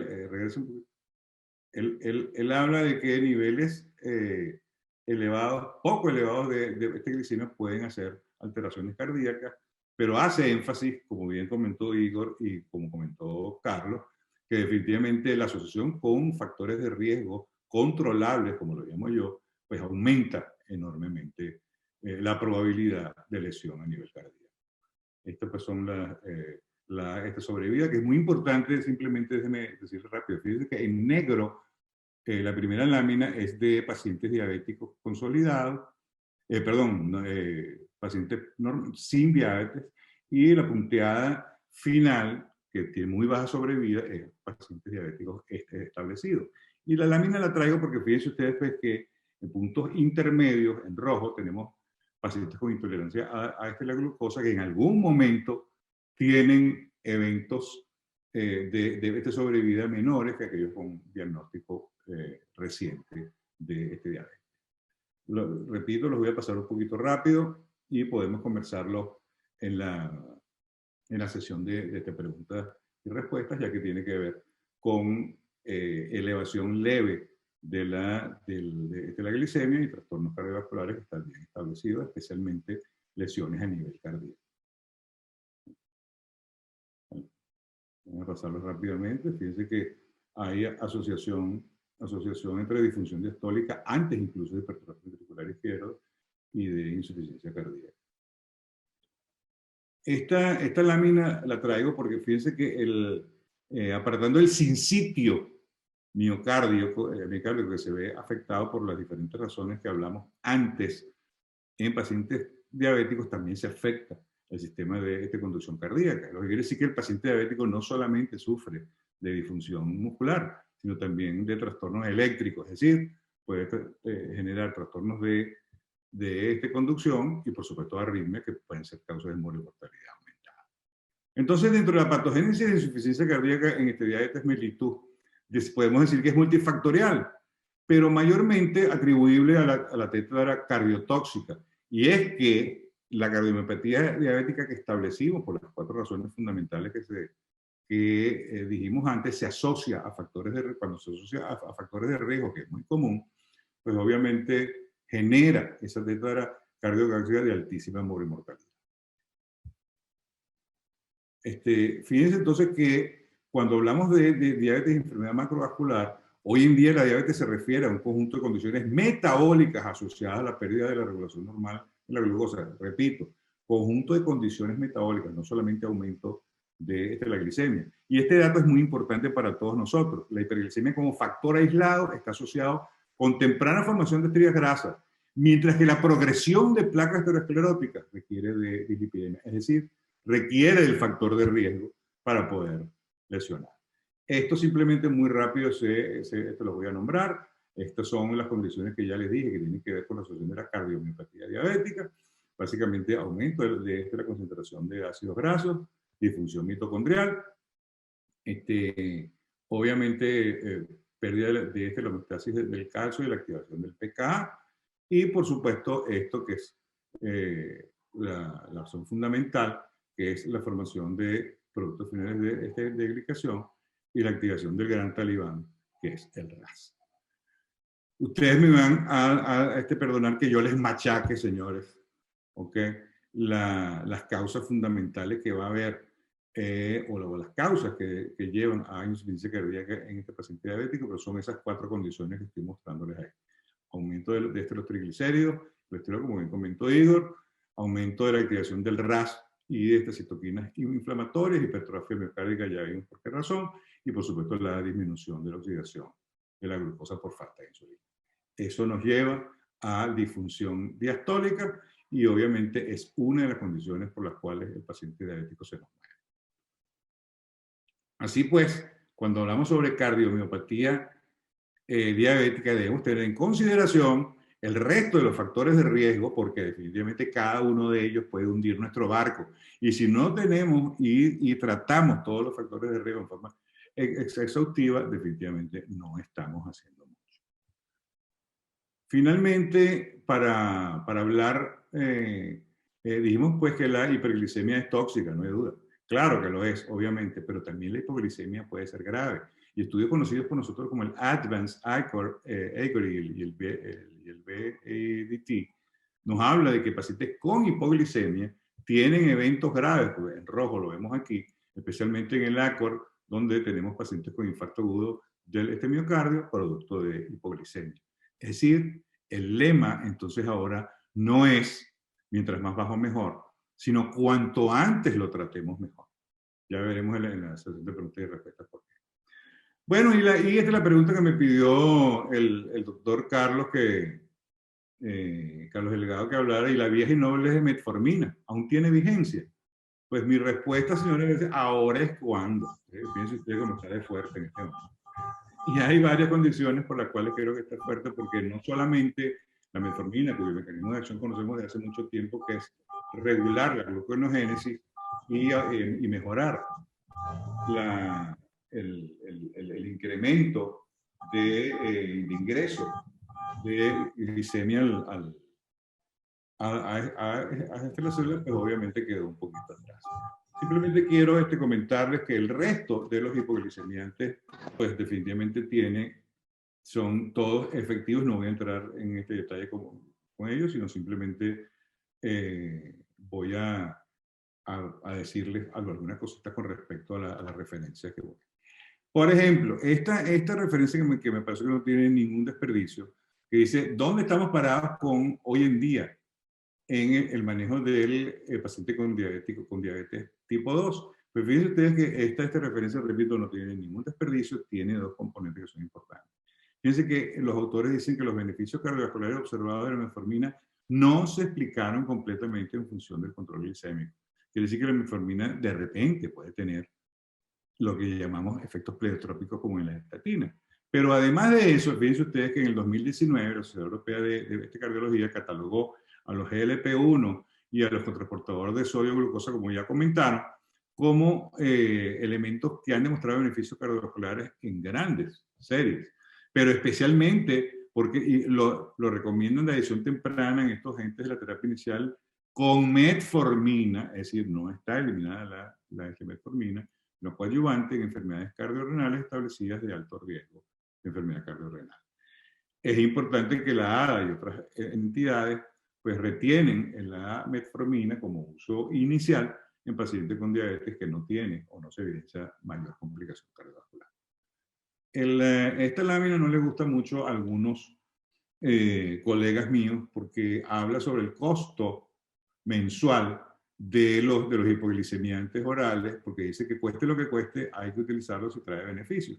Pero fíjense ustedes la diferencia entre metformina y algunos hipoglicemiantes de 7 euros a 7 libras a 6 libras y medicamentos de nueva generación que tienen hasta 70 veces más el costo que los anteriores. Yo creo que en países como el nuestro esto sí es de considerar y las sociedades deben tomar en consideración este tipo de detalles. Esta lámina la traigo porque la metformina cumple casi 60 años, que ya se llama Odisea en el viaje y todavía continúa. Y pues es este comentario que hizo el doctor Campbell, y fíjense usted que los autores hicieron mención a que escribieron a los 50 años y ahora a los 60 años y describieron los efectos vasculares de la metformina divididos en acciones antiaterogénicas, acciones antitrombóticas y efectos y acciones antiinflamatorias. No voy a entrar en este detalle como ellos, pero simplemente les voy a recordar que una de las primeras láminas que mostramos nosotros en la charla fue eso. Si la metformina tiene acción sobre los efectos de vasoconstricción, de inflamación y trombosis, obviamente tiene que ser altamente efectivo. Entonces, en caso de falla cardíaca, de la patofisiología racional a la evidencia clínica, en esta referencia particularmente, pues yo hago esta mención al efecto de la metformina a nivel mitocondrial en verde, como ven ustedes, como estimulación del AMPK, que básicamente es una quinasa dependiente, que es una proteína quinasa que es responsable básicamente de la nutrición celular. Es decir, cuando hay alteración de esta proteína, pues obviamente se altera básicamente la función celular y está estrechamente relacionada con resistencia a la insulina y por supuesto con diabetes. Y por supuesto alteración de rutas metabólicas. Fíjense cómo es beneficioso. En verde tenemos todas las rutas que son beneficiosas y en amarillo fíjense usted que es inhibitoria del NF-κB, que es inhibitorio del receptor AT1 para angiotensina, o sea que evita fibrosis e hipertrofia y de elementos pues, de crecimiento de fibroblastos y por supuesto de colágeno. Quiere decir que la manutención de este complejo AMPK inducido por metformina hace que sea un efecto extraordinariamente bueno y la mantiene dentro del plan. Así pues, la protección contra falla cardíaca en metformina, no voy a leerlo todo, por supuesto, pero fíjense que tiene efectos protectores de la arteria coronaria y la cardiomiopatía diabética que vimos antes, cuál es su origen, lo cual, actuando en conjunto, pues ambos mecanismos previenen la falla cardíaca por metformina. Quiere decir que es altamente efectiva y se puede controlar.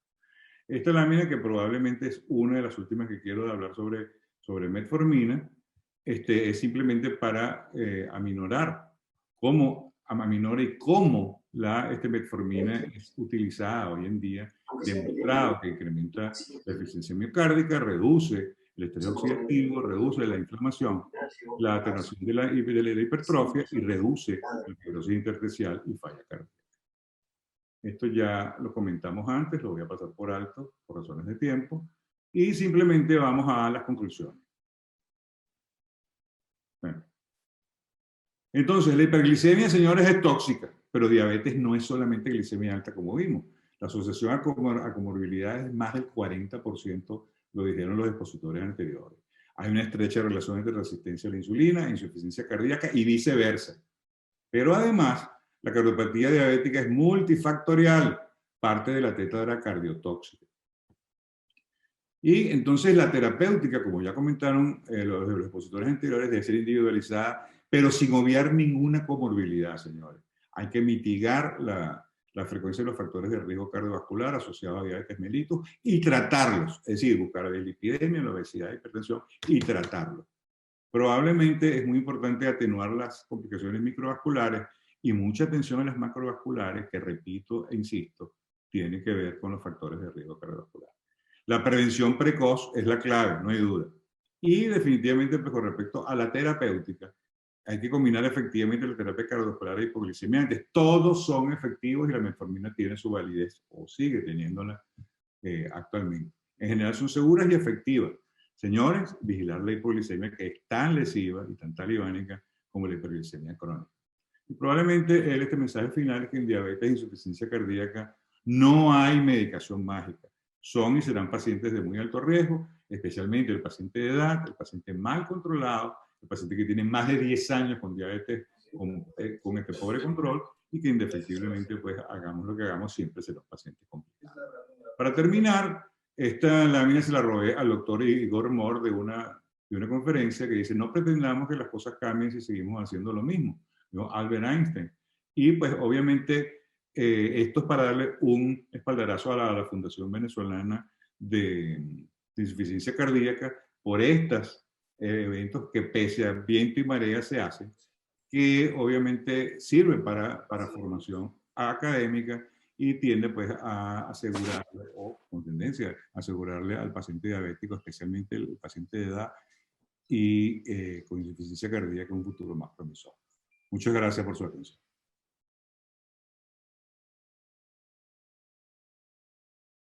Muy agradecido por tu participación, pero excelente revisión actualizada, y es lo que queríamos, ¿verdad? Vamos a darle el pase a los coordinadores, el doctor Octavio y la doctora Yolimar. No sé si se encuentran. No, ¿y cómo no nos vamos a encontrar? Ahora los veo, ahora sí. Ok. Bueno, mira, yo creo que poco como creo que tenemos bastante tiempo para las preguntas. Deberíamos organizar un poquito porque no hay muchas preguntas en el chat. Yo las revisé todas, pero aprovechen que todavía tienen chance de ir metiendo preguntas en el chat y nosotros las vamos viendo. Ya hay algunas metidas que comentaremos. Pero sí voy a sugerir que dividamos las preguntas entre las preguntas referidas a la primera intervención, después las preguntas referidas a la segunda intervención de Igor Moore y después a la tercera, para que veamos un poco de orden en esto. Yo estoy sugiriendo eso, pero además de eso voy a arrancar con la parte donde hay preguntas referidas a la presentación del doctor Carlos Delgado. Y hay una pregunta que, menos mal que tenemos a Carlos, un superexperto, para que nos aclare esta aparente contradicción. Hay alguien que pregunta que por qué, si el riesgo cardiovascular empieza después de 15, ¿por qué las guías no cambian? Entonces, eso es lo que consideramos que vamos a manejar. Esa pregunta yo sé que tiene mucho que ver con muchas cosas, pero yo estoy seguro que nos va a poder responder adecuadamente a la persona que lo preguntó. Claro, lo que pasa es que hoy en día el riesgo cardiovascular es importante que lo tomemos en cuenta prácticamente desde que estamos identificando al paciente. Y si podemos identificarlo desde muy tempranas edades, es mejor todavía. Las guías a veces tienen controversia de cómo debemos abordar ese riesgo cardiovascular. Hoy en día, yo creo que todas las guías actualizadas nos hablan que el riesgo cardiovascular global del paciente y el riesgo cardiovascular relativo que tenga cada uno de los pacientes hay que tomarlo en cuenta. El éxito de nosotros tener un mejor control, no solamente de la enfermedad hipertensiva, sino de toda la enfermedad cardiovascular, es no enfocarnos, oye, el doctor Delgado va a hacer énfasis nada más en insuficiencia cardíaca, o el doctor Octavio nada más en cifras tensionales, o el doctor Félix Amarita vamos a hablar nada más de día. No, tenemos que enfocar todo uno de cada de estos aspectos, porque si nosotros fallamos en una de las terapéuticas de cualquiera de estos aspectos, metabólico, dislipidémico, la parte de hipertensión, la parte de insuficiencia cardíaca, la parte de arritmias cardíacas, probablemente vamos a fallar en el objetivo general, que es aumentar la sobrevida de cada uno de nuestros pacientes. Entonces, muchas veces las guías hacen controversia en cuáles debería ser el enfoque adecuado. Lo que sí hoy en día se sabe es que tenemos que tomar en cuenta ese riesgo global cardiovascular que está teniendo cada paciente. De todas maneras, yo creo que la razón por la cual no se ha cambiado las guías a ponerlas a 115, porque no hay muchos estudios que demuestren que si bien el riesgo empieza ahí, si uno empieza a tratar los pacientes a ese nivel, uno logra disminuir el riesgo cardiovascular. O sea, esa parte no está. Y entonces por eso, aunque el riesgo empieza en 115, no se tratan a las pacientes que tienen 120. Yo quería aprovechar este comentario que tú hiciste, porque a mí tengo esta oportunidad de mencionar el problema de que la hipertensión, bueno, yo sé que muchos dicen que es una enfermedad, pero la hipertensión arterial es una condición que incluye muchas cosas. Y me gusta manejarla como condición y no llamarla enfermedad, porque entonces tengo que admitir que una de cada 3 personas en el mundo está enferma y eso no me gusta mucho. Prefiero llamarla una condición porque incluye una serie de cosas, incluye desde una historia familiar que incluye a los padres, hasta una historia que sigue desde uno niño y adolescente, una historia que se nutre de una serie de hábitos de alimentación que uno aprende y de una serie de problemas psicológicos que van ocurriendo a lo largo de la vida, de manera que es una situación bien compleja y los médicos que manejamos hipertensión tenemos que tener en cuenta que tenemos frente una persona con esta condición que nosotros tenemos que ver cuáles son las que están pesando más para entrarles y corregirlas. Voy con otra pregunta para Carlos. Ahí una persona pregunta que, ¿qué diferencia tenemos que hacer en cuando hacemos terapia antihipertensiva en personas de raza negra? Esa es la otra pregunta que me encontré en el chat. Perfecto.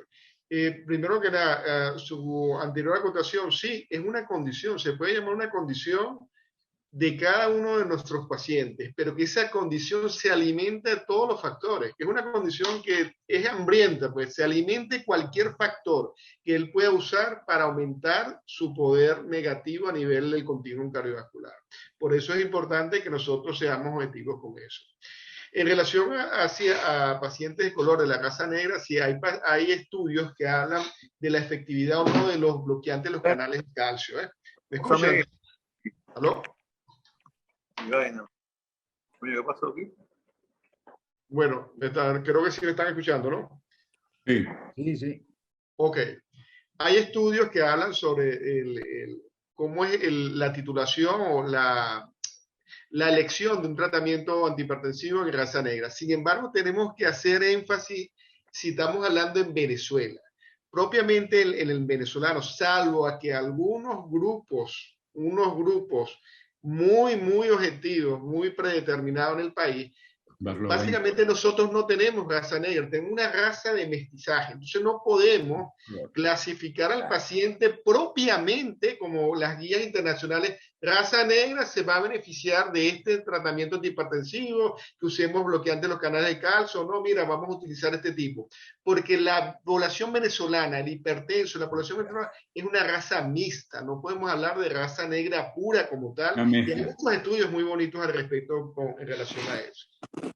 Pero celebro tu respuesta, de verdad, esa me gustó. Bueno, vamos a pasarle a Yolimar la siguiente. No sé si ya Yolimar revisó las preguntas que hay ahí en relación con las otras cosas. Ya, ya te paso a Yolimar un momentico. Hola, ¿cómo están? Hola, Yoli. Felicitaciones, de verdad que estuvieron excelentes todos. De verdad, una oportunidad mundial poder decir a todos nuestros colegas el riesgo cardiovascular en los diferentes factores de riesgo que todos manejamos y que yo particularmente me quedé corta, porque yo sabía la diabetes, la hipertensión, pero va más allá de los niveles, va más allá de los niveles de toda la dislipidemia, de la glicemia, o sea, tiene que ser de la hipertensión, o sea, tiene que ser integral. De verdad que gracias por la oportunidad. Me siento muy complacida. Y una pregunta que particularmente yo hago a ustedes que son expertos, ahorita con estas nuevas drogas de hipoglicemiantes, sobre todo en falla cardíaca. ¿Qué pasó con la metformina, Félix? Ustedes, en aquel paciente con síndrome metabólico o con hiperinsulinismo, con un índice abdominal elevado, el paciente nuestros venezolanos, nuestros latinos, que comemos tantos carbohidratos, porque como todos lo han nombrado, la parte de la alimentación saludable, lamentablemente no todos, a veces muchos aprendemos a comer siendo adultos, pero otros nos cuesta. Entonces, ¿qué hablan o qué estudios hay sobre la metformina en este paciente? Cuéntenme, ¿qué hago con este paciente? Uno de los agradecimientos que tendré yo eternamente con la Fundación de Insuficiencia Cardíaca es que Carlos yo no sé cómo él tiene una brújula y el doctor Octavio para buscar las charlas, o sea, que a mí me gustan y donde me gusta investigar. Porque obviamente yo me atrevo a decir que la metformina tiene efectos pleiotrópicos después de lo que leí. Y ojalá que esas referencias que van a quedar en el arsenal de la Fundación las puedan reproducir, de manera pues que darse cuenta que la metformina no es solamente su acción hepática para inhibir gluconeogénesis y para mejorar la absorción a nivel celular. Tiene efectos vasculares, tiene efectos antitrombóticos, tiene efectos múltiples y sobre todo tiene efecto estabilizador de la mitocondria. Que la mitocondria, señores, es el origen primario y fundamental de las lesiones en el paciente diabético. ¿Está claro? Y la metformina, como le dije, activa el AMPK, que obviamente es el estabilizador de la nutrición celular. Es decir, obviamente, si usted altera ese complejo de activación, pues obviamente, toda la mitocondria la daña, y por supuesto, recuerden que esta mitocondria es base de la respiración celular. Por lo tanto, me atrevo a decir que la metformina no solamente, por eso puse ese chiste, ¿sí? De que queda para rato metformina, ¿sí? Porque aun cuando está viejita, después de 60 años, pues obviamente tiene efectos que yo considero que son pleiotrópicos. La importancia que tiene, que también lo puse en una de las referencias, es que en el 2019 pues se vieron los GLP-1 y los inhibidores de cotransportadores de glucosa y de sodio, dieron enormes resultados, hasta un 40% de mejoría en cuanto a insuficiencia cardíaca y a efectos secundarios. Obviamente eso no lo puedes obviar. Y se recomienda, ellos recomendaron que debería darse en pacientes con síndrome metabólico y, por supuesto, en combinación con metformina. Y que la metformina sola debería darse en pacientes que usted demostrara que es diabético sin afección cardiovascular. Pero no queda fuera de ninguna manera la metformina y usted puede seguir usándolo a dosis de 500 o 850 miligramos 2 veces al día como terapia inicial. Yo voy a aprovechar tenía un comentario que hacer que pega en este momento preguntarlo, porque yo no manejo pacientes diabéticos, los manejan mis amigos internistas y endocrinólogos, pero yo veo muchos pacientes diabéticos porque es muy frecuente la asociación entre cardiopatía, hipertensión y diabetes. Sí. Pero lo que pregunta es, los pacientes habitualmente que son diabéticos o prediabéticos reciben en general metformina y otras cosas. La pregunta concreta es, cuando un paciente está recibiendo ya metformina, si uno agrega otros medicamentos antidiabéticos, la metformina se debe seguir, ¿verdad? Claro, por supuesto. Se debe seguir todo para siempre. O sea, es una droga vitalicia, me estás diciendo. Supuesto. Vitalicia, okay. y además es de primera línea, maestro. ¿Sí? Ok, muy bien. Pero me gustó oírlo de ti. Ok. Vamos, Yolimar, ¿qué más tienes preguntado? Pregunto yo, me deja que pregunte yo ahí.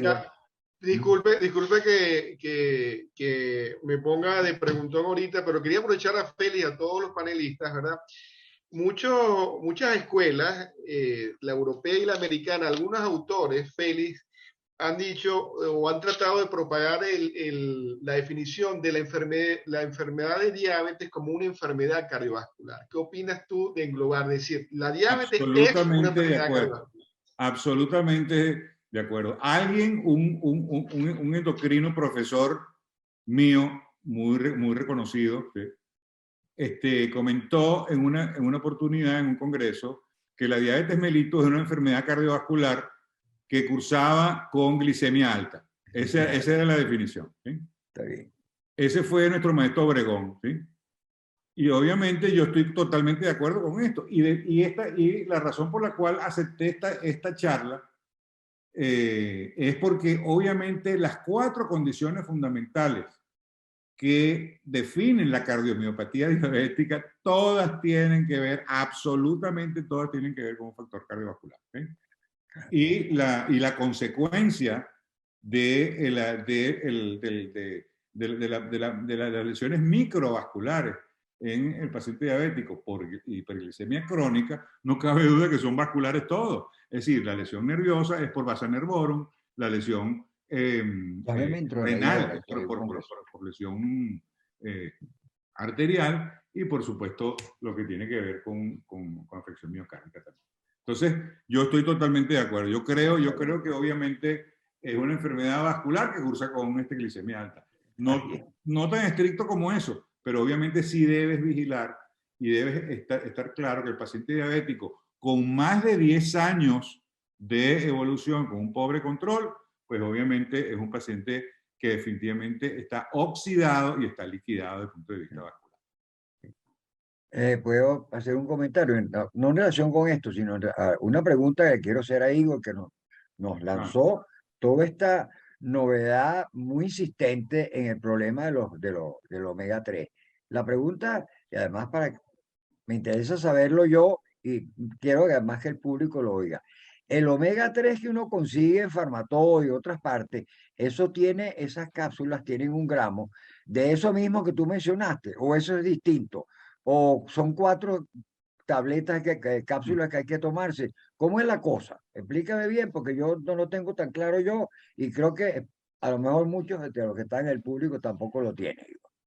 Sí, excelente pregunta porque es importante.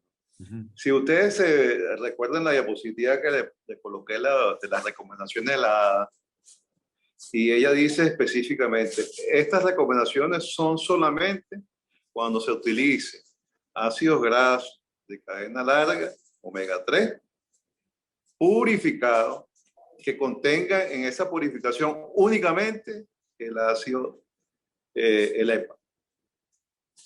Solamente que tenga EPA. ¿Y los que venden en la farmacia cómo son? Esa es una mezcla de EPA con DHA, que es precisamente la mezcla que utilizó el estudio STRENGTH. ¿Recuerdan el estudio STRENGTH que les mostré? Cuando se utilizó esa mezcla de EPA-DHA, que es 60% de EPA de eicosa, eicosanoico, y 40% de DHA, esa fue la mezcla del estudio STRENGTH. No dio nada cuando se comparó con placebo. Por eso es que los que son enemigos del omega 3 utilizan el estudio STRENGTH para acabar con el omega 3. Sí. Pero el estudio REDUCE-IT me parece un excelente estudio, bien hecho, estadística, desde el punto de vista metodológico y conceptual.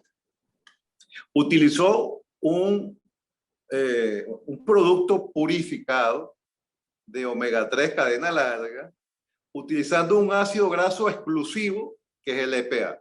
Más nada. Ese producto no se consigue en las tiendas de que tú mencionaste. Está llegando a Venezuela importado.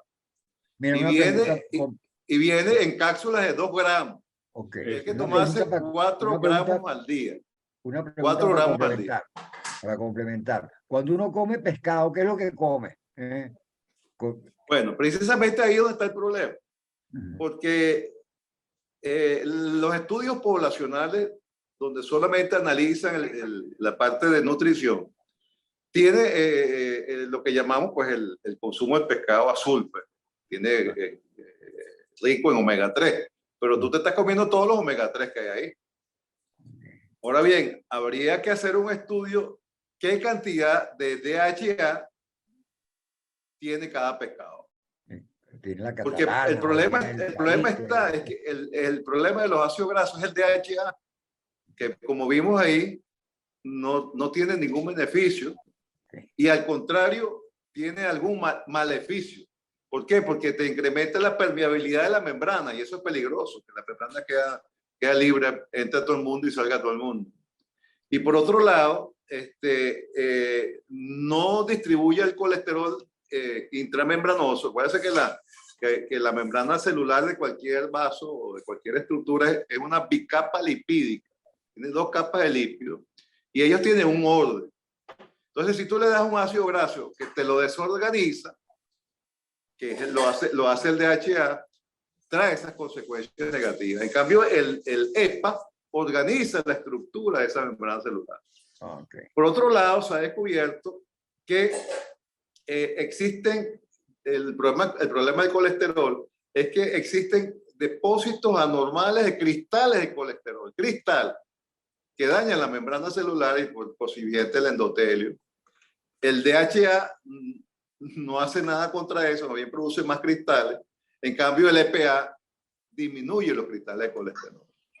Y lo último, aprovechando la pregunta, es que el problema de la medicina cardiovascular, sobre todo los problemas relacionados con muerte, eventos coronarios agudos, ictus, enfermedad arterial periférica, falla renal, está relacionada con el proceso inflamatorio.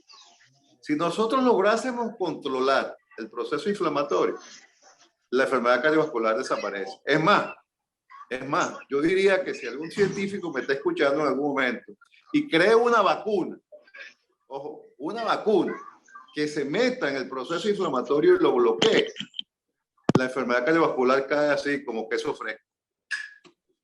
Porque el problema es la inflamación. ¿Y cuál es la utilidad que tienen los omega 3 y especialmente el EPA? Es que es un antiinflamatorio potente. Y además de ser antiinflamatorio es un vasodilatador. Pero lamentablemente esas mezclas de EPA y DHA que venden no son las mejores. Lo que han demostrado utilidad son dosis altas se llama así, Icosapen, que no es más que un producto purificado de EPA. No tiene más nada, solamente EPA nada más. Okay. Por eso que las dietas con pescado son tan controversiales. Hay como más de 1000 ensayos clínicos con dieta. Y unos dicen que sí, unos dicen que no. Bueno, dependiendo del estudio, tú te vas para allá o te vienes para acá. Pero y la explicación es esa, porque no es la dieta, tú te comes todos los ácidos grasos. Acuérdense que son cinco ácidos grasos que nosotros no producimos, los humanos no producimos, que llamamos ácidos grasos esenciales. Y los que tienen efecto benéfico desde el punto de vista clínico han sido el EPA y el DHA. Los otros 3 no sirven para nada. Por eso cuando tú compras una preparación de omega 3 que tiene 1 gramo, tú tienes que ver cuánto de EPA tiene, porque mientras menos EPA tenga, menos útil es. Menos útil, claro. No sé si me di a entender. Entonces, esa es la situación. Y ahora, pero el Icosapen existe, es caro, son dosis altas. La cápsula es de este tamaño. Tienes que meterte 2 cápsulas 2 veces al día. Yo lo vi porque un paciente, ¿tú lo estás tomando? ¿El Icosapen? Sí. No, yo no, pero empezaré dentro de poco. Pero lo compré aquí en los Estados Unidos. ¿Cuánto te costó? Coño, una bola, pero no me acuerdo. Bueno, entonces, para que no me hagas más preguntas, yo te voy a decir que mi charla se resume en 2 cosas. Primero, que lo estamos haciendo mal. De verdad. Por eso es tanta la mortalidad. Lo estamos haciendo muy mal. Porque las pocas personas que logramos tratar, ojo, las que logramos tratar, y eso me refiero en dislipidemia, en trigliceridemia, en todas las hipertensión, en las pocas que podemos tratar, lo estamos haciendo mal. ¿Qué será en aquellos que ni siquiera se trata? Coño. y que ni siquiera saben que son hipertensos y ni saben que son dislipidémicos. Nada. O sea, el problema de la enfermedad es crónica, no transmisible. Y eso nos lo está permitiendo el COVID ahorita para darnos cuenta de esto. Es que lo estamos haciendo mal. Porque el COVID mata a las personas que tienen problemas cardiovasculares y a hipertensión y diabetes. Porque precisamente el problema está ahí, en la inflamación. Y el COVID es una enfermedad inflamatoria.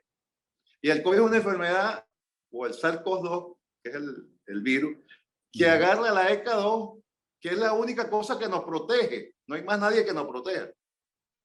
Quien nos protege en esta biología del yin y el yang, entre lo bueno y lo malo, lo que nos mata es la ECA1, definitivamente, porque ella termina en angiotensina 2.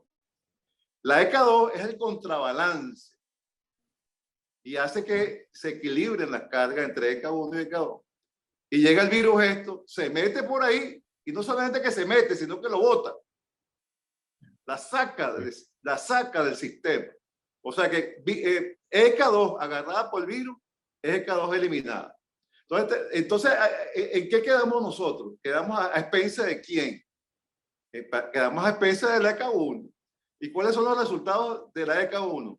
Angiotensina 2. ¿Y cuáles son los resultados de la angiotensina 2? Vasoconstricción, proliferación, trombosis, de los receptores AT1 como trombosis y muerte celular. Por eso es que este virus es tan mortal y por eso es que se mueren los que tienen problemas cardiovasculares y son diabéticos.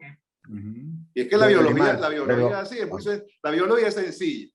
Entonces, para concluir mi charla, lo estamos haciendo muy mal. Sí, cómo no. El riesgo residual en dosis altas de estatina, altas. Estamos hablando de 80 miligramos de atorvastatina y 40 de rosuvastatina. Todavía hay un riesgo de cada 3 personas que toman dosis altas de estatina, una tiene riesgo cardiovascular. Y nadie le para eso, ojo. ¿Y quién es el responsable de ese riesgo cardiovascular? Ustedes lo vieron en la guía de la canadiense. Muy sencillo, el triglicérido. Claro.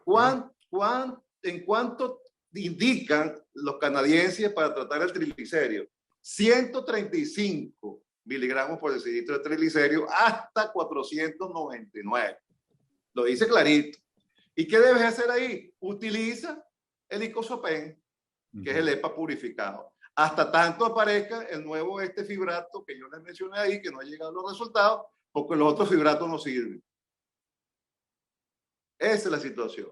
Y si tenemos por el lado del paciente que no ha controlado su LDL, a pesar de estar tomando dosis altas de estatina, tiene que meterle, si es de 160 hasta 200 de LDL, tiene que ponerle el ezetimibe.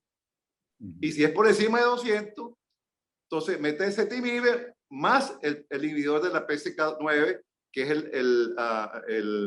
¿cómo se llama? El alirocumab, que cuesta una Boloña real, pero se pone una vez al mes intramuscular. Demasiado plata. Y con todo y eso, todavía sigue la gente muriéndose. Entonces, volvemos al principio. Que lo estamos haciendo mal, no es porque nosotros queramos hacerlo mal, es porque no tenemos con qué. Y la mejor forma es no ser obeso, no ser diabético, no ser hipertenso y vivir feliz y contento. Ese es el secreto. Sí, pero probablemente hay un concepto que comenté yo antes que es muy importante, especialmente en diabetes, que es que antes se decía que mientras más bajo mejor, y eso no es verdad. ¿Sí? No. Eso no es verdad. Ahora, cuanto antes se trate mejor. ¿Está claro? Con la glicemia sí, sí. Pero con el LDL no. Porque obviamente, con la glicemia sí. La dislipidemia crónica provoca tanta lesión como probablemente la hiperglicemia. Sí, perdón, Yolimar, ¿tú tienes alguna pregunta? La glucotoxicidad y la lipotoxicidad pues son, digamos, talibanes para la actividad celular. Talibanes. Vamos, Yolimar, ¿alguna pregunta tienes tú de las que hemos visto ahí? ¿Tienes algo que quieras preguntar? Creo que ya hemos dado las más importantes. Creo que no falta ninguna.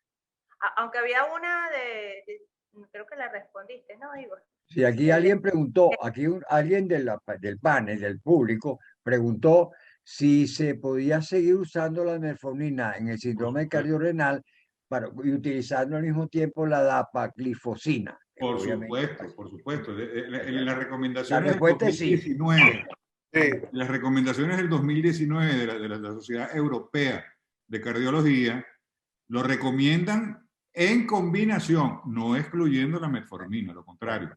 Bien claro. La pregunta estaba en el chat. Mira, y gracias a Dios que salieron los inhibidores del cotransportador de sodio glucosa. Porque de verdad, yo escuché esa conferencia del doctor Bramwell en el año 2019, me acuerdo, que dijo, ha llegado una nueva era. Y de verdad, los inhibidores del cotransportador de sodio glucosa están cambiando la evolución de este efecto tan negativo que yo les comenté. Pero fíjate, en diabéticos y en no diabéticos también. Y mientras más temprano lo usemos, mejor. Si se refería específicamente a pacientes con síndrome cardiorrenal. Exactamente. La pregunta. Sí, específicamente, pero recordar que en pacientes diabéticos sin otra comorbilidad, que es muy raro, Sí, claro. El tratamiento sigue siendo con metformina, 500 miligramos, 850 veces.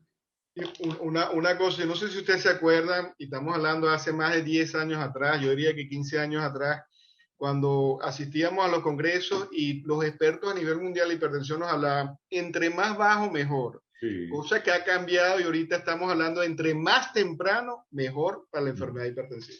Igual, exactamente. Igual que para la diabetes, igual que para la dislipidemia. Así mismo es. Sí. Lo que pasa es que en la hipertensión sí está cosas tan, yo no sé que me diga José Andrés, ¿no? Pero todos los días estamos viendo que hay que bajarla más. Oye, sí, verdaderamente. A ver, la medida va así. Que te lo diga. Sí, va para abajo. Que te lo diga el estudio Spring. Menos mal que están saliendo unos cuantos estudios que han estado alertando sobre el problema de la hipotensión ortostática y las caídas en las personas por tratar de bajar la presión por debajo de 12 o 12 o menos. O sea que es una cosa que debe ser individualizada. Mira, José Andrés, Dime. yo te voy a hacer un comentario en relación a eso y creo que es un comentario más que todo de concepto. Para mí esa gente que se cae cuando le baja la tensión es porque no son hipertensos. Ojo, y te estoy hablando de gente que tienen 170 sistólicos. La gente se le ha olvidado que la pseudohipertensión existe.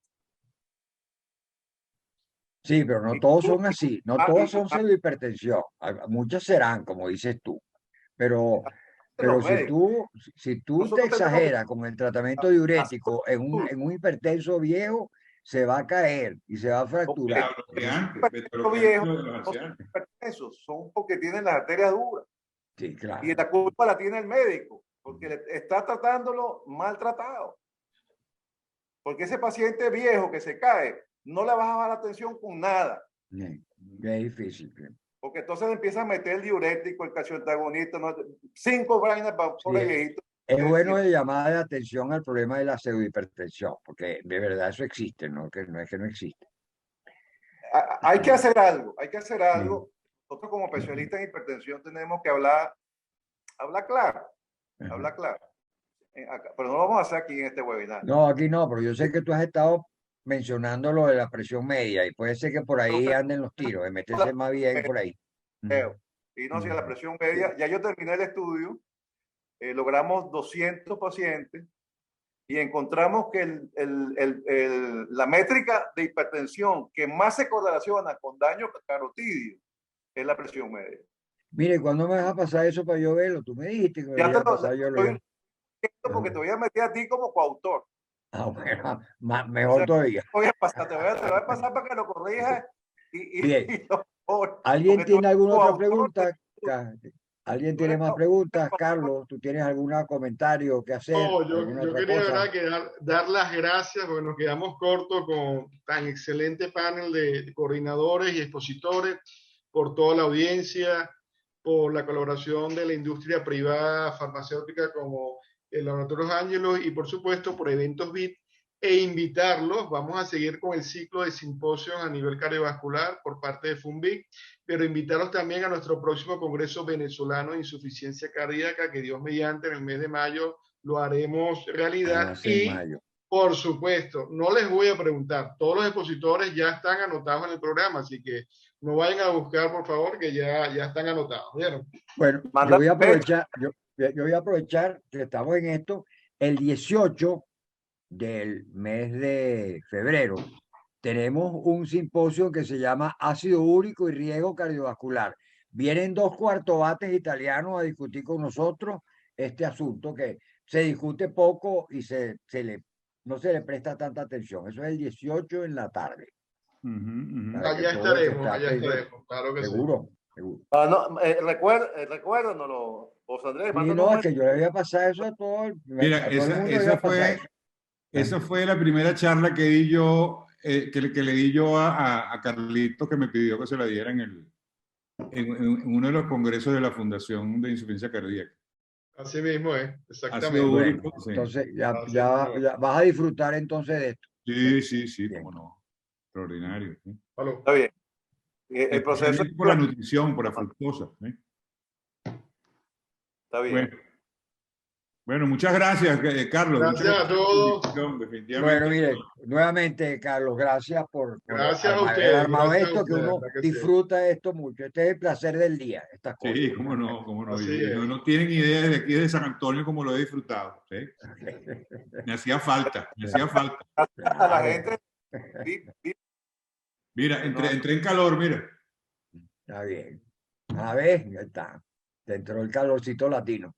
Sí, cómo no, así es. Bueno. Un abrazo grande. Nos despedimos. Es un placer haberlo visto. ¿Sí? Igualmente. Estamos en contacto. Los quiero mucho. ¿Sí? Nos vemos el 18 entonces, si no nos vemos antes. Una invitación y ahí estaré.